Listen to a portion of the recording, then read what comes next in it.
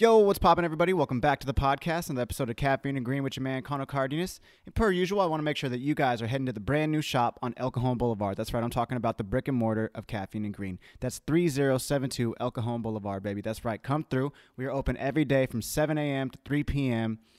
and 8 a.m. to 3 p.m. on Sundays. And we're actually closed on Monday, too, so we can roast all this amazing coffee for y'all. So, guys, make sure you're cruising on through. I'm here every single day. I will make you a coffee. Come in for a conversation, a latte, merch, coffee bags, whatever you'd like. You can get the Notorious. We have that's a very limited amount left, which is that black honey process, single origin from Costa Rica. It's so nice.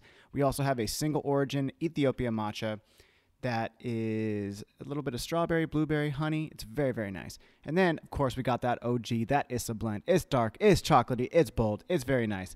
So, guys, come on through. I'd love to see you guys any day of that week. So 3072 El Cajon Boulevard. Pull up. All right. My guest today is one of my oldest friends, one of my best friends, and of course, I'm talking about my homeboy, Cory Sayers. He hasn't actually been to this, to the shop. I haven't seen him in probably 4 years, I think. So he was coming down through San Diego on his way to AZ and then over to New Mexico. So I was like, yo, come through. Let's get you on the podcast. He wasn't sure what he wanted to talk about, but I mean, of course, since we've been friends forever, we had to reminisce, and we just talked about some of the crazy shit that we've done and just life in general and just bullshitted and had a great conversation. It was one of my favorite conversations today, one of my favorite people ever. And yeah, I hope you guys have enjoyed as much as we do. And Mom and Lynn, I'm sorry if you guys are bummed on some of the stuff we talked about, but love you guys. And yeah, I hope you guys enjoyed as much as I did. So without further ado, Cory Sayers. This is your time to shine, homie. Let's go. Give me caffeine and green. It's your boy Connor. What's good? Good. Caffeine and green. And we're live. Cory Sayers.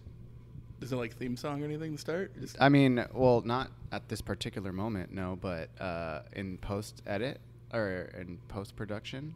That's how this works? Yeah. The magic of podcasting. I mean, I'll have the intro. It'll be like, and today's guest is Cory Sayers, one of my oldest friends. I've known him since I was about 5 years old, and I hope you guys enjoy this conversation. We didn't remember that, though. I know, but there's pictures to prove it. At like 13, when you were like, we hung out. You were in my room. We were like, that's weird. I was on the A's when I was a kid. Then we realized we were the two fucking dumpy, fucking kids. Dude, both of our dads were in that photo. Yeah, it's so funny. It was like, that's how gangster that was. Yeah, I was like, fuck. I was like, that was you? I know. I was going to tell you not to do that, but it's okay. Anyways. Yes. You're so cool. Thank you. I mean, I try to tell myself that every day, Cory. Thank you so much. Hold on. He's pouring a Modelo into a wine glass. It's actually Sikh beer, but I said we should be fancy. Look at that head on it. Ooh. That's actually too much. Either way. Cory. So, sir, the reason we had you on the podcast tonight, you're going to be leaving to go to Arizona after this. Yeah. You're going to be driving. You're on a, I guess. I'm call it a Southwestern tour. Southwest tour. Yeah. Except it's not for anything. Just haven't taken vacation in a while. I was planning to wanted to visit multiple people, and it was just like, fuck it. I'm just going to just pack up the car and just drive around like a fucking. Like a nomad. Yeah, but like not cool. Van life, but in a Prius. Yeah, exactly. Yeah. Load my large ass into a Prius and just go. Because, why not? It's like, although I did pick the worst time ever to do it. Fucking gas being like $7 a gallon, even with a Prius. It's still like, cost-wise, I probably could have bought like 4 plane tickets. But and it would have been quicker for sure. But honestly, I liked like road trips. Like I like music and just desert roads and shit. Like I just enjoy it. Like I couldn't do it all the time. Like last time I did one was like a couple years ago, and then I was like, oh fuck this, I'm flying again. And then I actually visited friends like a year ago in Albuquerque for, can't remember why. There's some reason I was coming there. Yeah, I'm blanking on it for right now. But there was some event or something happening I said I would go to. And so I did, And the flight, I was like, you know what, this kind of sucks. Like, I don't like airports. I'm not even like afraid of flying or anything. It's just like I'm a big dude, and no one's ever complained like, oh, this fucking like, even if I could lose like 50 pounds, I still have broad ass shoulders. So You're a big guy. You're a big human. Yeah, I'm built like a fucking linebacker. It sucks. Well, how big are you? How tall are you? 6'5". Okay, I was telling somebody, I was like, honestly, I think he's like 6'4", 6'5". Yeah. You're a fucking big guy. And I got broad ass shoulders. So on an airplane, even if I'm like, all right, suck it in, move over, I'm still like, my shoulders, like I don't fit in roller coasters. Like my shoulders are so like broad and like I'm tall, I'm like long, like tall bodied, I guess you'd call it. That's not true. We have a picture of us on the roller coaster. It hits my shoulders and sticks up. Oh. Yeah. I don't know if I grew a couple more inches since that one roller coaster trip we took. Definitely. I mean, dude, we were like in our we were not even probably in our 20s yet. Yeah, we were probably I think that was the summer after high school. Remember, that was the day Michael Jackson died. I remember we were going to Magic Mountain and we were like, no way. I remember Adam we were like in like some shitty like fast food like restaurant. I remember where we were. We're like, let's get some food. It'll be cheaper here and then it's like, man, like Michael Jackson died. We're all, because like there's like weird shit through our like friendship. Like weird shit always happens. Like a celebrity always dies. We do shit. Like remember Ronald Reagan died on prom? Do you remember that? Which prom? What, our I senior think prom? Senior prom. What? Because remember Buddy died the day before, my childhood dog. Like, dude, Buddy. And then the joke was we were like, drink. My mom will listen to this. We were drinking on prom night. Sorry, Mom, but I think she probably knew that. Because we're like, oh, we're gonna stay in San Francisco at a hotel. What are you doing? Just hanging out after prom, But it's like whatever. But I remember the joke was after a couple drinks, we're like, let's do one for Buddy, and then I think someone's like, and for Ronald Reagan. I'm like, maybe Ronnie and Buddy are playing catch up in heaven. Like we're like having fun. Dude, I don't like. You said some shit to me last night when we were at the bar, and I was like, damn, I hella don't remember that. And dude, even this, like, as you're saying stuff about prom, like, dude, I hella don't even like. But the thing is, my memory is awful. Like, I forget people's names of like people. Like, I'll see them. Like, I haven't seen them in a while. But like when I was like a couple years ago, like visiting friends in Fremont, I ran. It's like, oh my god, hey, and I was like, hey, man. It's like I know I went to school with this guy for 4 years. I do not know what his name is, but I remember that Ronald Reagan died on fucking prom night. I don't know why. It's like I have like weird. I have like my brain's fucking weird. I remember like weird shit like that because I think it's funny. Like it's funny that Ronald Reagan died on our prom night. Dude, what I remember about prom night was that like I bought weed off Amy. Don't name her. What if she, I don't remember her last name. What's the statute of limitations? She was one of the Mormons. She was one of the Mormons. Not a good one, apparently. No, she definitely wasn't a good Mormon. But she was. Or was she the best? I remember Amy Archuleta.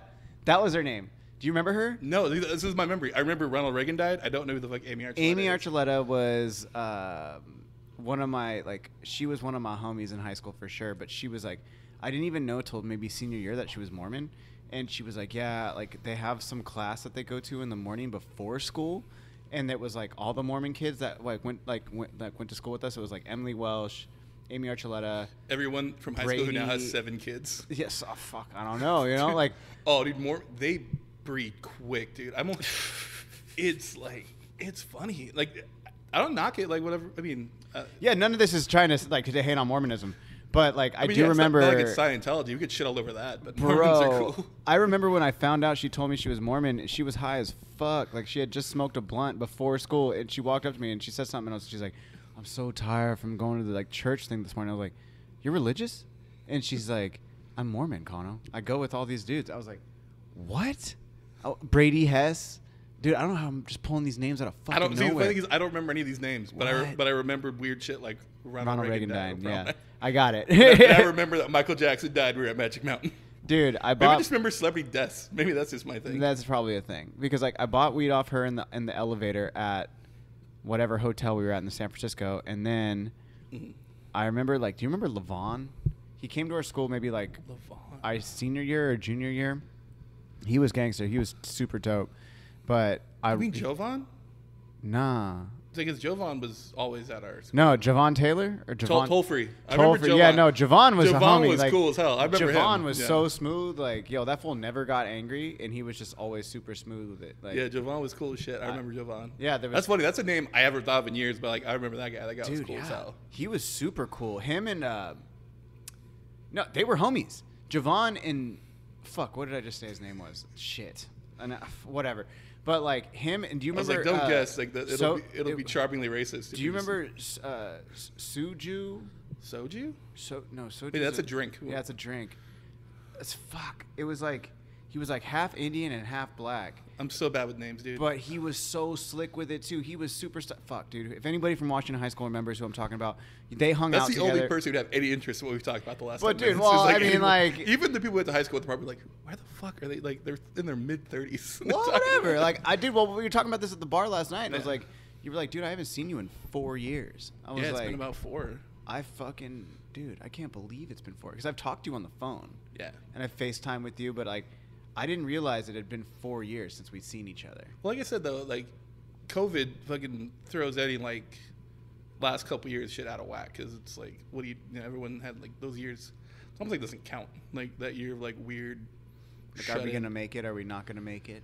I was like, at one point, I was just kind of ready for the Mad Max scenario. I'm like, fuck it, man. Like, if this is just all gonna burn, like, let's just do it. Like, like, you know what I mean? Though it's like after I'm like, I just want to go. Like, I wasn't even like an anti-mask or anything. I'm just like, I just kind of want like, because just the anger of everyone, like, no mask, blah blah. I was almost like, you know, maybe we can lose a couple 100,000 people in this country. You know what I mean? Just a little bit of like, maybe like a couple mil, whatever.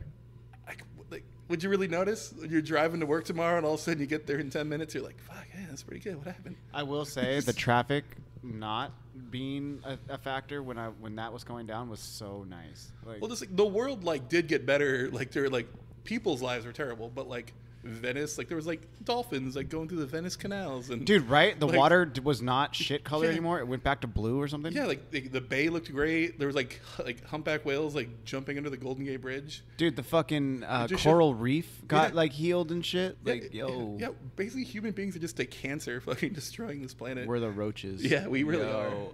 And the fucking like COVID was someone turning the lights on, and we all just fucking scurried into our holes. It was like, and like the world's like, oh, thank God, like. Dude, I remember I started getting like cabin fever just being in my house all the time. So I'd go on like runs and shit. But then I would wake up in the morning and I would be like, I'm going to go skate downtown San Diego at like 6 in the morning, watch the sunrise and shit. Bro, it was so crazy. There was nobody on the streets. Nobody. And I would just skate the streets at like 6 o'clock in the morning, maybe till like 8, roll a spliff, go up to the top of this like this place I call the concourse, or but skaters call the concourse, and I would just stand at the top and watch the sunset, burn a spliff or whatever, and then just like bomb it, and then just skate around, and then like go home, and then just like sit at home. It was crazy. Same thing for me. I'm just kidding. Okay. No, I just started going like weird like walks. Like I just kept really weird hours. It's like I'd stay up till like I'd go to bed at like 6 in the morning because I'm like, fuck it, I have nothing to wake up for. Like I'm just gonna stay up and watch like I think like rewatch like weird TV shows. From, like, you were fully not working? Yeah, because I was a bartender, so it's like those like that was not a necessary job. And actually, we came back before a lot of people, which I was like, this seems fucked up. like we're back because that's the one thing people didn't give up like during COVID. It's like, I'll stop going to movies. I'll stop going to concerts. I'm going to keep, like, drinking. Like, oh, dude, yeah. That was America's pastime. They fucking nailed it. Bro, like, my group that got to, like, get vaccinated was, like, teachers and then bartenders. And, like, was, like, right after teachers. Essentials. I was like, that's a bummer. Damn. So, like, I lied when I got my shot. They were like, is me surrounded by old people and teachers. And they're like, what do you do? I was like, I teach American history. Did you really? I felt bad to be like, I serve the last, like one of the only 2 legal drugs you can get in California because you fucking people need it to dude, like, function. I legit was not going to get vaccinated. Not because I was like an anti-vaxxer or nothing. I was like, dude, I'm healthy. I'm fine. I don't need it. It's cool. And then I remember Leov, I did a pop-up.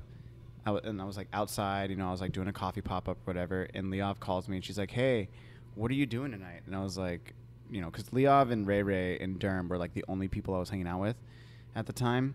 And Leov was like, hey, we're going to, like, baseball was back. They were like, we're going to go to a Padres game. And there's like, we're going to sit in the vaccinated area. Are you vaccinated? I was like, I'm not, but I'll go get it. And I was like, so I made an appointment at Kaiser. I went and fucking got a goddamn shot, just so I could get the card so I could go to the baseball game. And I remember like going, and I was like so happy. I was just sitting there with like Leov and then her friend Cassidy and her I don't know if they're married. I don't think they're married, but like maybe fiance or something. Gabe, and then her parents. Oh my God, I can't remember them. John and what's her? Carrie. John and Carrie. Dude, they were so hyped, and dude, we were just at the Padres game having a blast, and I was like, you know, who fucking knew it would be a baseball game that's gonna get vaccinated? Well, I think that's a lot of people, even they didn't like want to. It was just the idea of getting back to normalcy was a good enough reason to do it. You were like, this is horseshit. I don't trust the government, but it's like, but I want to go to a movie again. Like, yeah. I get that. Like, yeah, dude. I wanted to get vaccinated because I was like, I don't like fully like, you know, I believe in science. I don't like be like, oh, you trust the government? I'm like, well, kind of, not completely, but like, who does? Like, on some things, maybe. On all things, no. You know, like I'm definitely more of like I would imagine like a free thinker as opposed to like just go with the crowd kind of thing. Mm-hmm. I'm like the one dude who'll just like stand back, be like, I don't know, I'm gonna wait a little bit. I'm just saying, you know, just like let some shit iron itself out first, you know. You don't want to be the first guy out of like the foxhole, like. Nah, hell nah. I'm gonna let the couple like I'm gonna let a couple like what do they call them? You're no hero. I mean, I feel that way about. Not all heroes wear capes. You know what I'm saying, son? Come on now. That's true. No, I feel that way about the self-driving cars. People are like, isn't that cool? I'm like, not the first couple generations. Like generation 10, that's gonna. Oh, be dude, cool. that one's gonna be. The self-drive like you gotta have a lot of balls to get the self-driving car now and be like, everything's gonna be cool. I'm like, are you sure? Were we talking top movies last night? Top movies? Top movies. Like favorite movies? Yeah. I mean, yeah, and I said, well, like in my top 5, I was like Time Cop. That was with you, right? Yeah, you told me. I just remember that made me laugh because I was like, of every movie, your top 5, Time Cop. Time Cop is a fucking classic, and if you disagree, shut up. But so you don't like art's not subjective. You're like, fuck that. No, Jean-Claude Van Damme, number one. Casablanca. No. No. Godfather 2. No. Time Cop, motherfucker. Time he does the Cop. splits in his dude, kitchen. Yeah, dude. Are you kidding me? And he looked phenomenal. Like, but the reason I brought up Time Cop is because in like one of the first scenes of Time Cop, he gets in his car and he sits in there. He like the door opens and it's like this like box ass like self-driving car, and it was literally he just gets in. And he's like home, and he like gets taken home, and his car like straight up just drives his ass home. He's just sitting there fucking watching videos and stuff. I'm like, dude, yes. That's generation 10 right there. Time Cop was living in the motherfucking future. That's the funny shit about future movies or movies about the future from like the 80s and 90s is like the weird shit they nail and the shit they get totally wrong, where it's like in Back to the Future 2, I remember I laughed, like there's flying cars, but there's still like a post office that delivers letters. So I'm like, why would both those things exist at the same time? So we have flying cars, but we still think or remember, I think there's a part where she's like, there's a book, and she's like, oh yeah, this is a dust cover. That's before they made dust-resistant paper. I'm like, why the fuck would you why would you even make paper? Like just like, the almanac, when he was buying the almanac, the sports almanac. The idea of like someone going out like, we're still using paper, but we made it dust-resistant. I'm like, perfect. It's just so dumb. Like, why would that be a thing? Hold on. What year does Time Cop take place in? Because I feel like watch it to be like 2022. Oh yeah, that's funny. Yeah, hold on. It probably is. It's probably something like that. Well, it says it was filmed in 1994, but it says here, what year does the movie take place in? Dude, it's like 2005. 2004. It says the film stars Jean-Claude Van Damme as Max Walker, a police officer in 1994, and later a U.S. federal agent in 2004 when time travel has been made possible. Wow. 2004? Yo, son, they were way off. Well, it's funny. Well, I think Back to the Future 2 takes place in 2015. What? I think so. Shut the fuck up. Well, because we got to on. remember, they're in 85 in the first one, so he'd be 45. What year does Back to the Future 2 take place? I'm pretty sure it's 2015, because I think the day happened. And, like people were like, oh, I guess we're not getting flying cars yet. Dude, oh my God, you're right, bro. Yeah, dude, we're fucking old. Dude, it says here, blah, blah, blah, blah, blah. Doc Brown as they travel from 1985 to 2015 to prevent Marty's son from sabotaging the McFly's family future. Wow. Well, think of it this way. If they made that movie today and you had to go back in time and like narrowly avoid banging your mom, like Marty McFly, you'd go back like 99, or what would you be like? What, me? Yeah, Bro, I'm not like 40 or 50. Well, no, not 99. Excuse me. Like, but your mom would be in 17. What, like? You wouldn't go back that far. You go back like 82. No, But it's shut not like up, crazy. bro. No, my mom was in her 30s in the 80s. My mom was born in 53. If that was like a thing. Sorry, Ma, if you're listening to this, because my mom listens to this podcast. So I thought your mom was 42 years old. shut up, dude. No, dude. If No, my but I'm mom, saying if the I would have had to story. do that in the story I mean, to in the go back story, to though. avoid like hooking up like that, like Marty did, my mom was like 17 and fuck. If she was born in 53, so that would have been 63. She would have been 10, so like 68. Like, right? Is that right? 15, so 60. Dude, it'd be 1970. Bro. Could you... Dude, my mom was a hippie, too, Ma. Sorry. I've seen the photos. But, like... Yo, she was crazy. She had crazy long red so hair. are you saying the only reason you wouldn't sleep with your mom in the 70s is because she was a hippie, not because she's your mother? No, girls, this conversation is disgusting. I don't Dude, like that it. movie, when you think about it, is so fucked up. Like, the plot is, like, so weird. You're like, what's that movie about? Oh, this kid goes back in time. What happens? Oh, his mom falls in love with him, and then he concocts a way for his dad to hook up with his mom. How does he do that? Marty. Oh, he makes the moves on his mom, and then... She's over it. Yeah, that's the funny part. It's like, she was down, and she decided she's not into it. I'm like, that's such an odd Well, movie. didn't they kiss? And she's like, ew, you're like kissing my Yeah, brother but it's just like the fact that someone like wrote that. It's like it's such a funny thing. Like I like that movie. Like it's one of my favorite movies, but it's still like really funny to think like pitching that idea must have been fucking insane. Like going up to like shit was different back then, bro. Like they didn't give a fuck about premises or real plots. Like they were like, whatever. This is the underlining thing, but like the big thing is that they're trying to stop this from this happening. You know, like. Yeah, but it's like instead of being like, oh, we're gonna stop nuclear war or something, and like we're gonna stop the Bay of Pigs. He's like, no, what we're gonna do is this guy is almost gonna bang his mom. It's like, really don't want to have him go back and do something more interesting. I think I'm stealing this from something. I feel like this is like a comedy that I like misheard or overheard, but Whatever. yeah. But You're just saying it in your own words. Exactly. It's okay, Corey. I just plagiarized. You're just gonna do. We're gonna do Biden night right here. That's gonna fucking where you plagiarize shit. Biden night. You know that President Joe Biden Right. got caught for plagiarism back in like the 80s or some shit. No, For no. real? Yeah, yeah. I believe you. Absolutely. Look it up. Google that shit. He has no original writing, son. That's what's happening. I didn't know he ever wrote anything. I mean, maybe he did. I don't know. No. I'm not even going to talk politics 'cause I don't know shit about politics, so I'm sorry, guys, if this is frustrating you. But Yeah, either way, this is a podcast. Let's do what most podcasts do. which is what? Bullshit. Let's talk about serial killers. Drink beers. Dude, let's talk about serial killers. Okay, so. I'm telling you, what are podcasts about? It's like serial killers. We're not comedians, so we can't just talk Dude, comedy. but we talked about that last night. Remember what I was saying? Yeah, you said I want to try to do an open mic. I think you should. Like, I think I want to try it.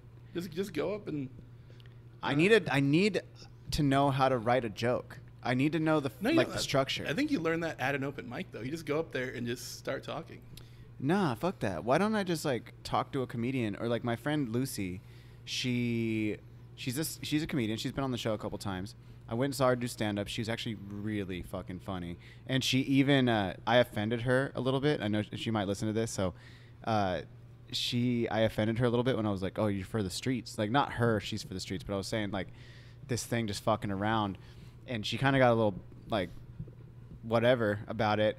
And then when I went and saw her do stand up like I don't know, a couple weeks ago, me and my friend Des went to go see her and she was like, yeah, girls this, blah, blah, blah, blah, blah. I'm not even going to attempt her bit because she did it really well. But she's like, some would say, you know, this. Some would say women are that. Some would say they're for the streets. And I was so fucking baked. I was so high sitting in this bar with Des. And I heard her say that, like, and some would say they're for the streets. And I fucking started dying.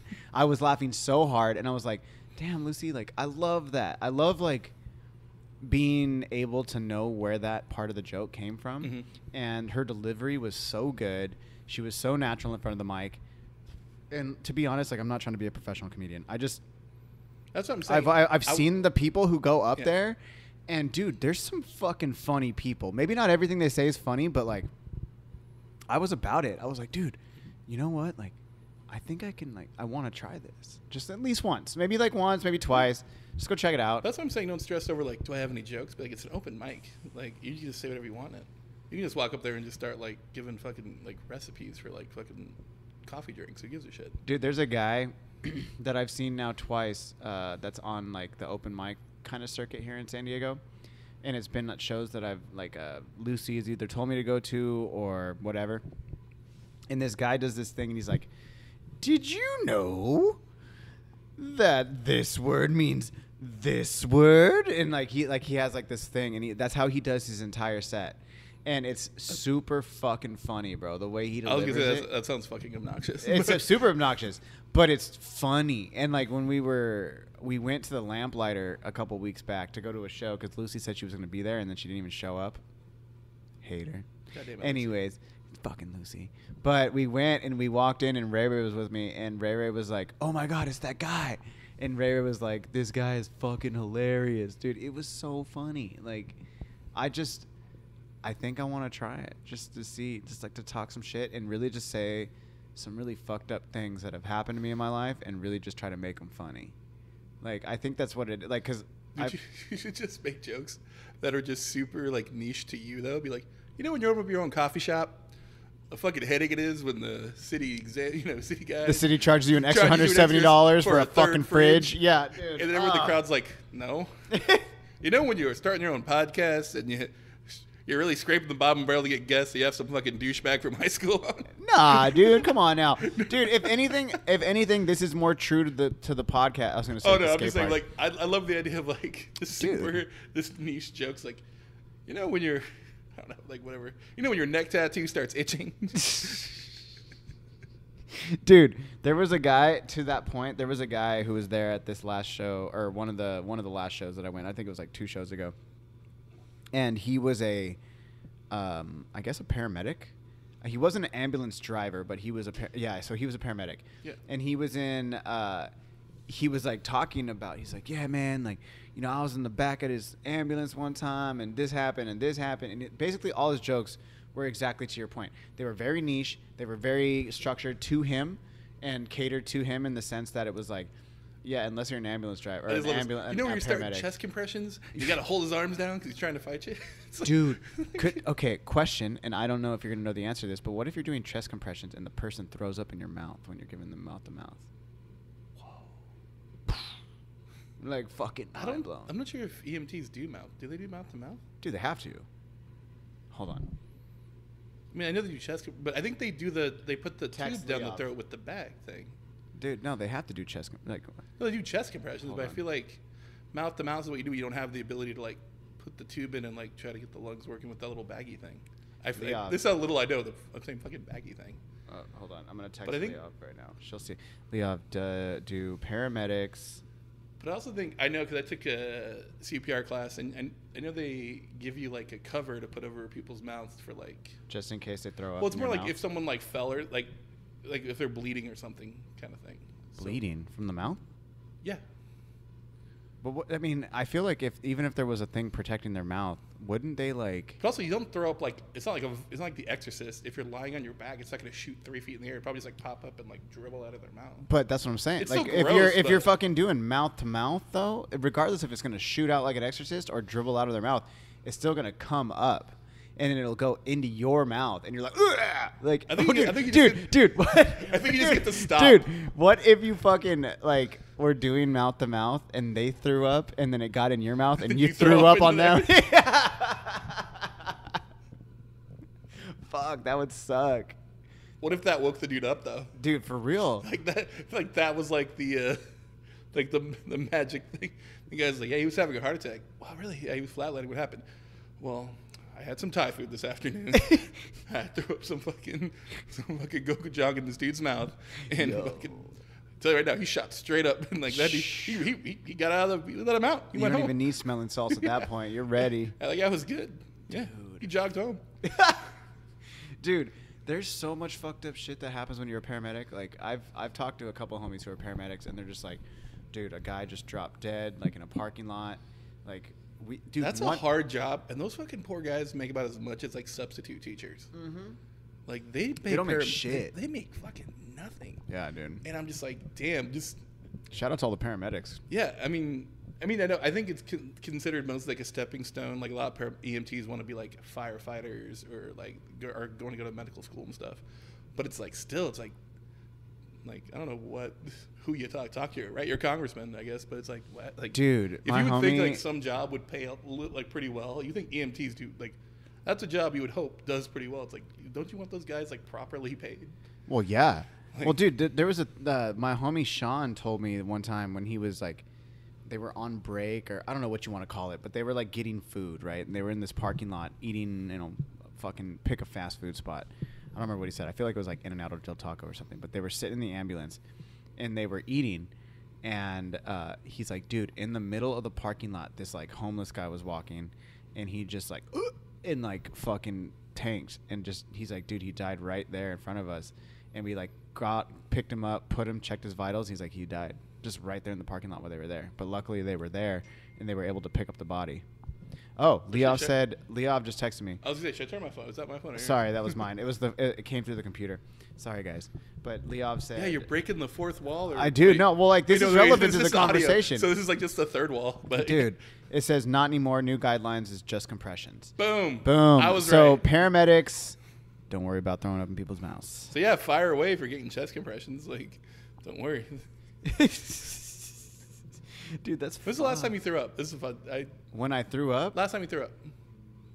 Not sick, though. Like, you drank too much. It's been years, right? No. No? It's been a couple months, if anything. Look at you, wild man. Dude, no, I still party fucking pretty hard.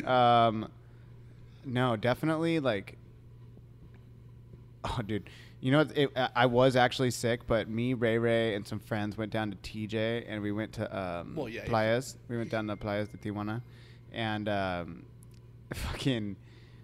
me and Ray, like, I didn't hear Ray, but I got up and I went to work. Like, I got ready, and it was like maybe 6 in the morning.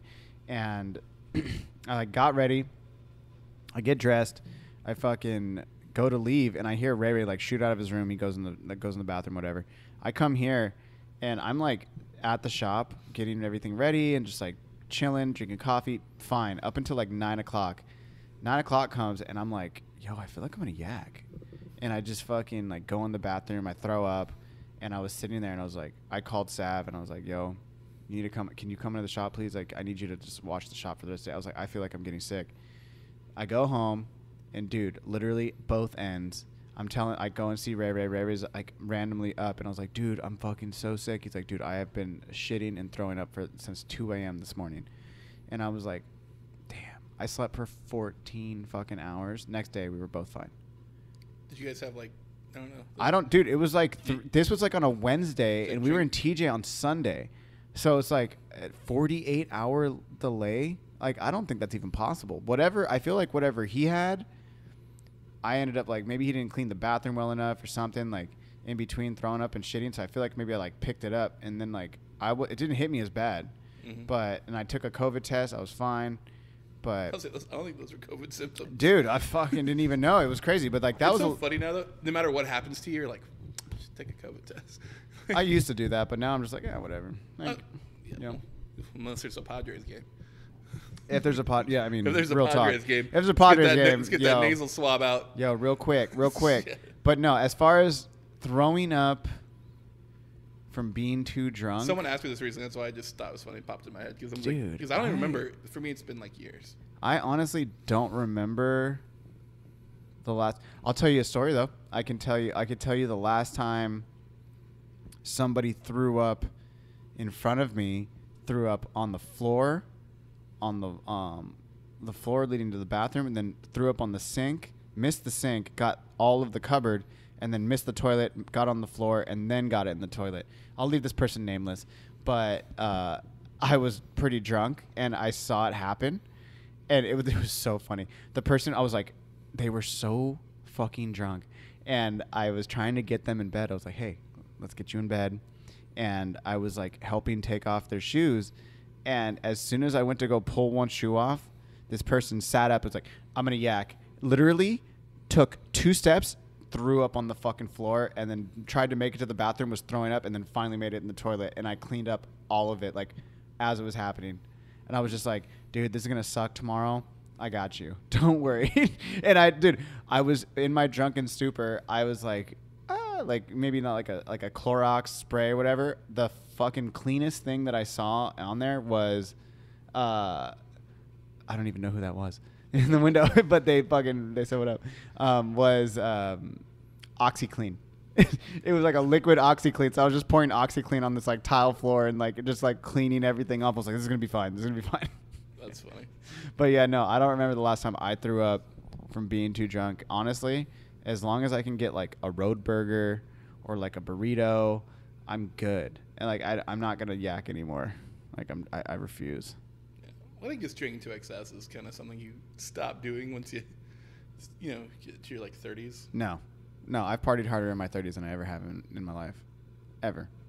I'm not sure if I should salute you or like call somebody. I mean, it's not a problem. Like I mean, as we're drinking alcohol right now, but like, no, I definitely like, dude, I've been enjoying myself for sure. This last year, for sure, I've been like raging on life for sure. Right on. Dude, no, I mean, like, no. I mean, I'm bartending, so I'm basically like a functioning. I wouldn't say I'm not close to an alcoholic. But see, is that even really an alcoholic though? It's like because you are. Well, the thing is just when I get off work. I mean, I don't do that often, but like every now and then it's like, holy shit. Sometimes it's like, I don't think any management people would hear. Actually, I don't even care if they do. Who cares? Every now and then, like a shitty day, like on your break, there's like a dive down the street. You go over there, have like a beer and a shot, just like chill out, come back to work. But it's like. But you're allowed to drink while you're working, right? I mean, no, not really. No? No, we're not that cool of a bar. Dude, every bar down here. Oh yeah, like the bar that we were just at $7 grand. Dude, they literally will like. I've heard bartenders behind there, like the people serving us or whatever. They're like, "You want to try this?" Like, "Oh, I'm not drinking right now. I'm gonna drink after 6." Like, it's too early. It's like, oh, it depends on the bar. Some bars are cool with it. Some bars aren't. It kind of depends. And like, honestly, if like a regular who's like really cool was like, "Come on, it's my birthday," I probably would do the shot. I might get in like, I say trouble, but it's like I would just be like, "Can't do that." I'd be like, "All right," But it's like, all right. It's like I think I joked with you last night. I'm like, I don't hate my job, but I'm also like, if tomorrow I came in, they were like, or whenever I go back in, they're like, we gotta let you go. I'd be like, drag. All right, well, it's been real. Like, I would just like that would probably be my reaction. I wouldn't like. Do you make real drinks, or do you just like pour beers? Because I remember in New Mexico you were just. Oh yeah, I just worked at a brewery. No, yeah, I make like full cocktails. Oh, so you know how to like make like good drinks. I mean, yeah, decent, I guess. Decent. Son. Why don't you just move to San Diego and be a bartender? I'm not like one of those dicks with suspenders and call myself a mixologist or anything. But I mean, are you taking shots at the people here in San Diego? There's a lot of people like that. That's rude. I know. That's super rude. I don't have a bunch of like old school American style like sailor tattoos on my forearms. Like me neither, though. Those are overplayed. Yeah. Yep. I don't have like a mermaid tattoo on my forearm that's like holding like a shot glass and a fucking mixing jar or whatever, like a Yari. I mean, dude, there's some people who just get tats to get tats, but like my whole thing is like, if I'm gonna get a tat, it needs to have a meaning. Like, why are you doing this? What is the meaning behind it? So I'm like very selective. Selective might be a word. I don't think that's the right word. Intentional. I was gonna say intentional with it, but I mean, for me, stupid tattoos don't make sense. Like, why did you do that? Like, what's the point of having Pee Wee Herman tatted on your like, your fucking quad? Hey, maybe they love Pee Wee Herman. No, I asked the guy who did it, and he was like, I just thought it was funny. Well, I do remember meeting a guy at a party years ago. He had this really like ornate, like Japanese style like sleeve, and I was like, that's fucking. I was like, dude, I'm not a big tattoo guy. That actually looks amazing. And then like later in the night, he like pulled off whatever like shirt he had. He had a tank top on his other arm. He had a fucking. It was like Papa Smurf. Was it Papa Smurf? It was something like it was something weird. I was like, huh. He's like, symmetry, bro. Yeah, okay. And I was like, what? He's like, I don't know. I was drunk, and the guy did this. He's like, you want a free tattoo? He's like, I don't care. He's like, pick one. He's like, I pick. He's like, I guess the sleeve took hours and hours. And so, because he's like, the pain gets really intense. So he's like, he started doing like a couple shots. That I guess he's not a big drinker. I can't remember what this guy's fucking name was. He was drinking while he was getting tatted? Yeah, he's like, because he'd been there. It was like an 8-hour thing. For like, because like doing the color. I can't remember. It was like a whole process. I don't know. I don't know why I fucking remember this. But I just remember, I think it was because of the joke of when I saw the fucking Papa Smurf, I was like, what? And he was just like, symmetry. And I remember being like that tattoo, oddly enough ruins the really cool one. Like, Dude, yeah, I would say that cancels each other out. There's one guy I remember that worked at your, I don't know if at the time if it was at like if it was fucking where you were still working at Elephant Bar. I mean not Elephant Bar, fuck. What is it called? Outback. oh yeah. Outback. You might have still been working there. You might have been working somewhere else. But it was like one of your coworkers, and he, I don't remember why I remember this, but I remember this particularly. It's so funny the weird shit that sticks in your head. Dude, from, like, I think that's Ray Ray right there. No, that's not Ray Ray. But this dude was at your house, and we were all kicking it, and he was like, oh, his like alarm went off, and he was like, I got to do these push-ups, and he's like, he was just in your house doing push-ups. He's like, I told myself I'm going to do like 100 push-ups every single day. And he was just like over by your sliding glass door just doing a bunch of push-ups by himself while we were like all partying at your house. It was the house that you lived with Lauren, that apartment. I don't remember this Dude, at all. it was so funny. Dude, I think it is. Who is that? Yeah, it is Ray Ray. What's up, Bo? Fuck yeah. That's tight. Have you met Ray Ray? Yeah, I met him at your bachelor party. Oh, And your wedding. and my wedding, yes. The bachelor party. That has been a topic of conversation for so long. I love it. Like the last week, before even knowing that you were going to be here, we've been talking about the bachelor party. It was a good time. It was a fucking awesome time. I loved that bachelor party weekend. It was so fun. It was so good times. Oxford Social Club, Young Dolph, R.I.P., fucking 2 Chainz.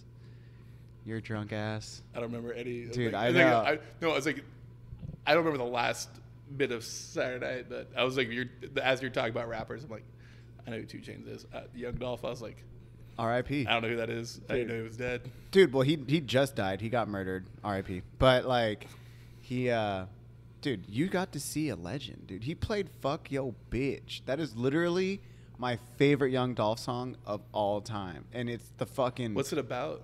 It's about this dude, Yo Gotti. It's about a rapper who... It's a diss song. It's like Hit 'Em Up. Yeah, it's no, like, I'm kidding. The meanings in the name seems like... well, I mean... Is it about making sweet love to a lady? I mean, it could be. It could be. I mean...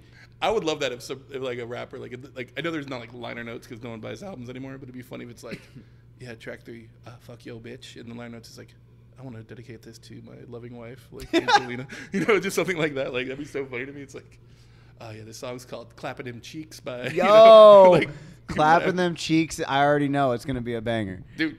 Yo. That's what I should do. You talk about fucking failed rat or whatever. I should be if I could just come up with names for rap songs and give it to guys. Like, all right, this song's called "Clapping Them Cheeks." I think Bulldog Pitbull. He'd fucking kill Pitbull, Mr. Worldwide. I don't Nah, Mr. Worldwide wouldn't do that now. Mr. Worldwide is like I don't super know. positive. It just shows how fucking lame I am with rap, though. It's like Nah. I know 3 rappers. I'm like, 2 of them are dead, and like I like Kendrick. Who's Lamar. the other one? I like Kendrick Lamar. Wait, so who's the other 2 are dead? I think the only other guys on my like phone are like I have Tupac because I'm like you have to. Yeah, 'cause I R.I.P. grew up in the '90s, and then who else? I have like some other random stuff. Every dude what came out with my phone recently, I thought of you was Immortal Technique came out. Yes. That shit, and which makes me laugh because this is one of the greatest fucking like rhymes ever, which fucking makes me laugh every time I hear it. But I jerk off into books and give life to words. Dude, that And is I was such a like, good that's line. So fucking funny. Like it's clever, but also like gross and also hilarious. It's like it's fucking genius. Say it again. I jerk off into books and give life to words. Dude, he has a lyric. He says, he's like, I would resurrect every aborted baby and start an army. I was like, yo.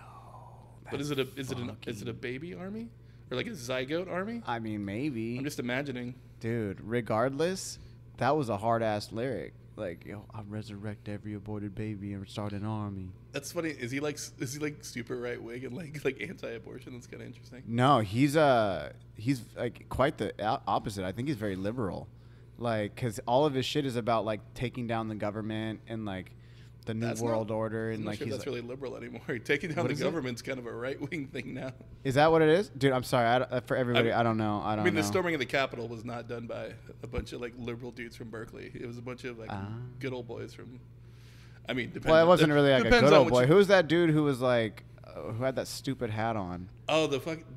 He's right wing because he's like but he was also like he's the one who complained in prison. This is my favorite shit. About the organic food. Yeah, like, that I fucking have an all idiot. organic diet. I was like, bro, get the fuck out of here. It's just so funny to me. It's like, like just the weird shit people complain about makes me laugh. Dude, you're going to complain about not having organic food. And then, like, I saw his mom come out and was like, he needs to eat organic. He has, like, some sort of disorder. It's like, well, maybe you shouldn't have fucking stormed the Capitol, you fucking idiot. No, like, yo, what the fuck? My favorite, and I know, like, we're not, this isn't a political thing. And I think I told you last night, we were talking about, you're like, are you still, like, super into politics? I was like, no, dude, I'm fucking. Trump beat it out of you, you said. It just wore me down. Or, like, my views on politics are similar to my views on religion, where I'm just like, someone's like, oh, are you, like, Christian or whatever? I'm just like, I don't give a shit. Dude, that's People were so like, funny. what does that mean? I was like, I guess I'm an atheist, but like, I don't care. I'm not like, my thing is like, I've just, like, when I was younger, you probably remember, I was like a fucking atheist. I'd be like fucking getting people's face about shit. And now I don't remember that at all, actually. No? No. Dude, because we went, what I remember from when we were young. You're not a religious guy, so it never well, I'm definitely not religious, but I respect everybody's religion. Hey, super respect. Like, yo, you going to do this? Fine. All good. I'm mad respect, yo. You're your own person. You're your own human. I respect all people's views. Yo, do it. Do your damn thing, pimpin'. If that makes you happy, fuck yeah, do that shit. But I will say, like, when we were younger, talking about Aubrey from last night, we were talking about, like, Aubrey. Bringing up people that the listeners, like, they whatever. Like, they're our friends. So our one of our the tripod's missing a leg right now. Yeah, that's right. But Aubrey was, like, super religious. And then it was, like, Dana, Aubrey, Julie, like, all of our friend group. And we would go to their, like, what was those things? I think those meetups. I don't think we even realized it was a religious thing. Like the first couple times we went, it was because they had the skate park. They were like, "Hey, come and skate the skate park." I think we went like twice, and it was like skate park. We were just like hanging out. It's like, yeah, just like we have pizza. We like have like a slice of pizza, hang out. We'd like go back to. We just all right. See you guys later. Well, no. They would have the skate park, and then they would be like, "Here's the pizza," and then they're like, "Hey, come in for worship." And I was like, "Yo, what?" And then they would watch people get baptized. It was funny, but we left early the first couple times. Then like one time we stuck around, and it was like, now come to this part. And we're like, oh, that's what this is? Bro, and they would start singing and shit. They'd like be holding their hands up. You got to skate, and I just got to bullshit. And we're like, oh, we shouldn't be, we don't belong here. Dude, yeah, like I remember very vividly. It's when Jed, you remember Jed? I do remember Jed. Dude, when Jed fucking, Jedediah O'Neal, shout out if you ever hear this, bro. Yeah. But Jed fucking got baptized. Remember they had that like pool inside the room. I don't think I was there. Dude, you were there. You were definitely there because I was standing right next to you and Aubrey was in front of us and we were watching Jed get baptized and me and you were standing there and then they started singing like, I don't want to say chants, but I guess it's like a song about Jesus or something. And like, I don't know. But then like Aubrey was like putting her hands up and like, I was like, dude, this reminds me of like those fucking infomercials like late at night when they're like, you know, and the people are like standing up and they got their hands waving and shit. Like, I don't know. Like I'd never been to any of those things. So like, I was just like, whoa. They're like super into it. One of my favorite, like, cause I was never religious, but like I became, I guess, I mean, you can become an atheist. I just like decided I was an atheist, you know, at one point. But like my thing is like I don't like. This happens when you're young and you decide because it's like kind of a decision. I mean, you kind of just shitty about it. And now my view is like, speak an atheist, and people are like, hey, what are your views on God? I'd be like, right on, man. I don't care, and that's the way I do it. But my thought was talking about the going to church, whatever. So I was an atheist from about 18, like senior year. I just pretty much decided. Atheist or agnostic? Atheist. I don't think there's any higher power. I don't believe that. People like, is there life after death? I'm like, I think when you die, it's just like going like before. Like, you remember before you were born? But what's that? Like, you remember before you were born? Oh, actually remember before I was born? Yeah. Do you have any memories before you were born? No. Yeah, I think the same thing happens when you die. I think it just goes black. You just stop existing. Like, does your energy go somewhere else and maybe like? Possible. Yeah, but like, I don't think it's like there's a guy in a chair who's like, "Welcome to heaven. Your grandma's up here baking pies." Like, I don't think that happens. You know, dude. Hey, according to Lamar Odom said Kobe came to him in his dream and said, "Heaven ain't all that cracked up. This is a guy who cracked up to be. I guess this is a guy who like passed out in like a whorehouse in Vegas, right? And like had to get like his heart restarted because he did too much coke. You know better than I do, my friend. But I know Lamar Odom was a basketball player. Yes, I know that. Did he like almost die like a whorehouse in Vegas? I have no idea. We'll have to check it. I don't follow the Kardashians much, but I know he was married to like one of them. Dude, all I have to say is that if you date a Kardashian, you're gonna go crazy. Like, that's what's happening. And dude, there's not been one that made it out alive. Kanye was already kind of batshit crazy. He just kind of really turned into the skit. Exactly though. Like, Pete Davidson got out of there, and he's like, I guess he's fine. I don't actually know anything about that guy. Well, I think Pete Davidson also went in crazy, but he went in a different kind of crazy. You know, he was already kind of fucked up. I mean, I have to applaud him for having the best shit talking comeback. I don't keep up on celebrities like we've talked about earlier today, or maybe on this podcast. I don't remember what it was, but yeah, we're going all over the map here. Yeah, we talking. We started off with high school. Now we're talking God. Now we're talking Pete Davidson. Well, Pete Davidson said when they were going at it, him and Kanye were going fucking at it, and he said something about like, "Where are you?" or something like that, because he's like gonna beat his ass or something, and he was like, "I'm in bed with your wife," and then he took a fucking photo of himself in bed, and then took a picture of Kim Kardashian. I was like, but she was sleeping, and I was like, that is the most gangster shit I have ever seen. Like, I thought I applauded that, man. Like, yo, good for you, bro. Like, Kanye West is literally talking shit to you, and you're just like, I'm in bed with your wife. Like, wow, stop it. Like, yo, bravo, slow golf clap. All right. No, hold on, I'm gonna do it real quick. You actually give a clap? I'm gonna clap. Just the fucking, hold on. Very nice on the third hole. I do love golf announcers. It is funny. As he goes right here. He's on the 70. As the ball's going. Oh, this might. Oh, and yes! Like, that's what it do. We got about a 9-foot putt here. It seems to lean leftward. The air is going about west. Oh, it's going about west. We'd also like to thank Buick for sponsoring tonight. It's like, and Michelin. God, golf is something I just can't. I could like. Just don't give a shit, and I get it. I think it's kind of thing don't like give a shit. I think once you turn 40, it's just kind of like I get it. Like it's a way to get away from like your wife and kids. And you could have a couple drinks with your buddies for like 5 hours. But I'm like, you can also just do something else. But I guess it's active, so I guess it's a good thing. But I'm just like, it blows your back out. Does it really? That dude, a lot of golfers have a lot of problems with their backs because of the torque. It is kind of an unnatural motion. It's a super unnatural motion. And it, like, you're twisting your back. You're creating all this torque, and then boom, and then unloading it.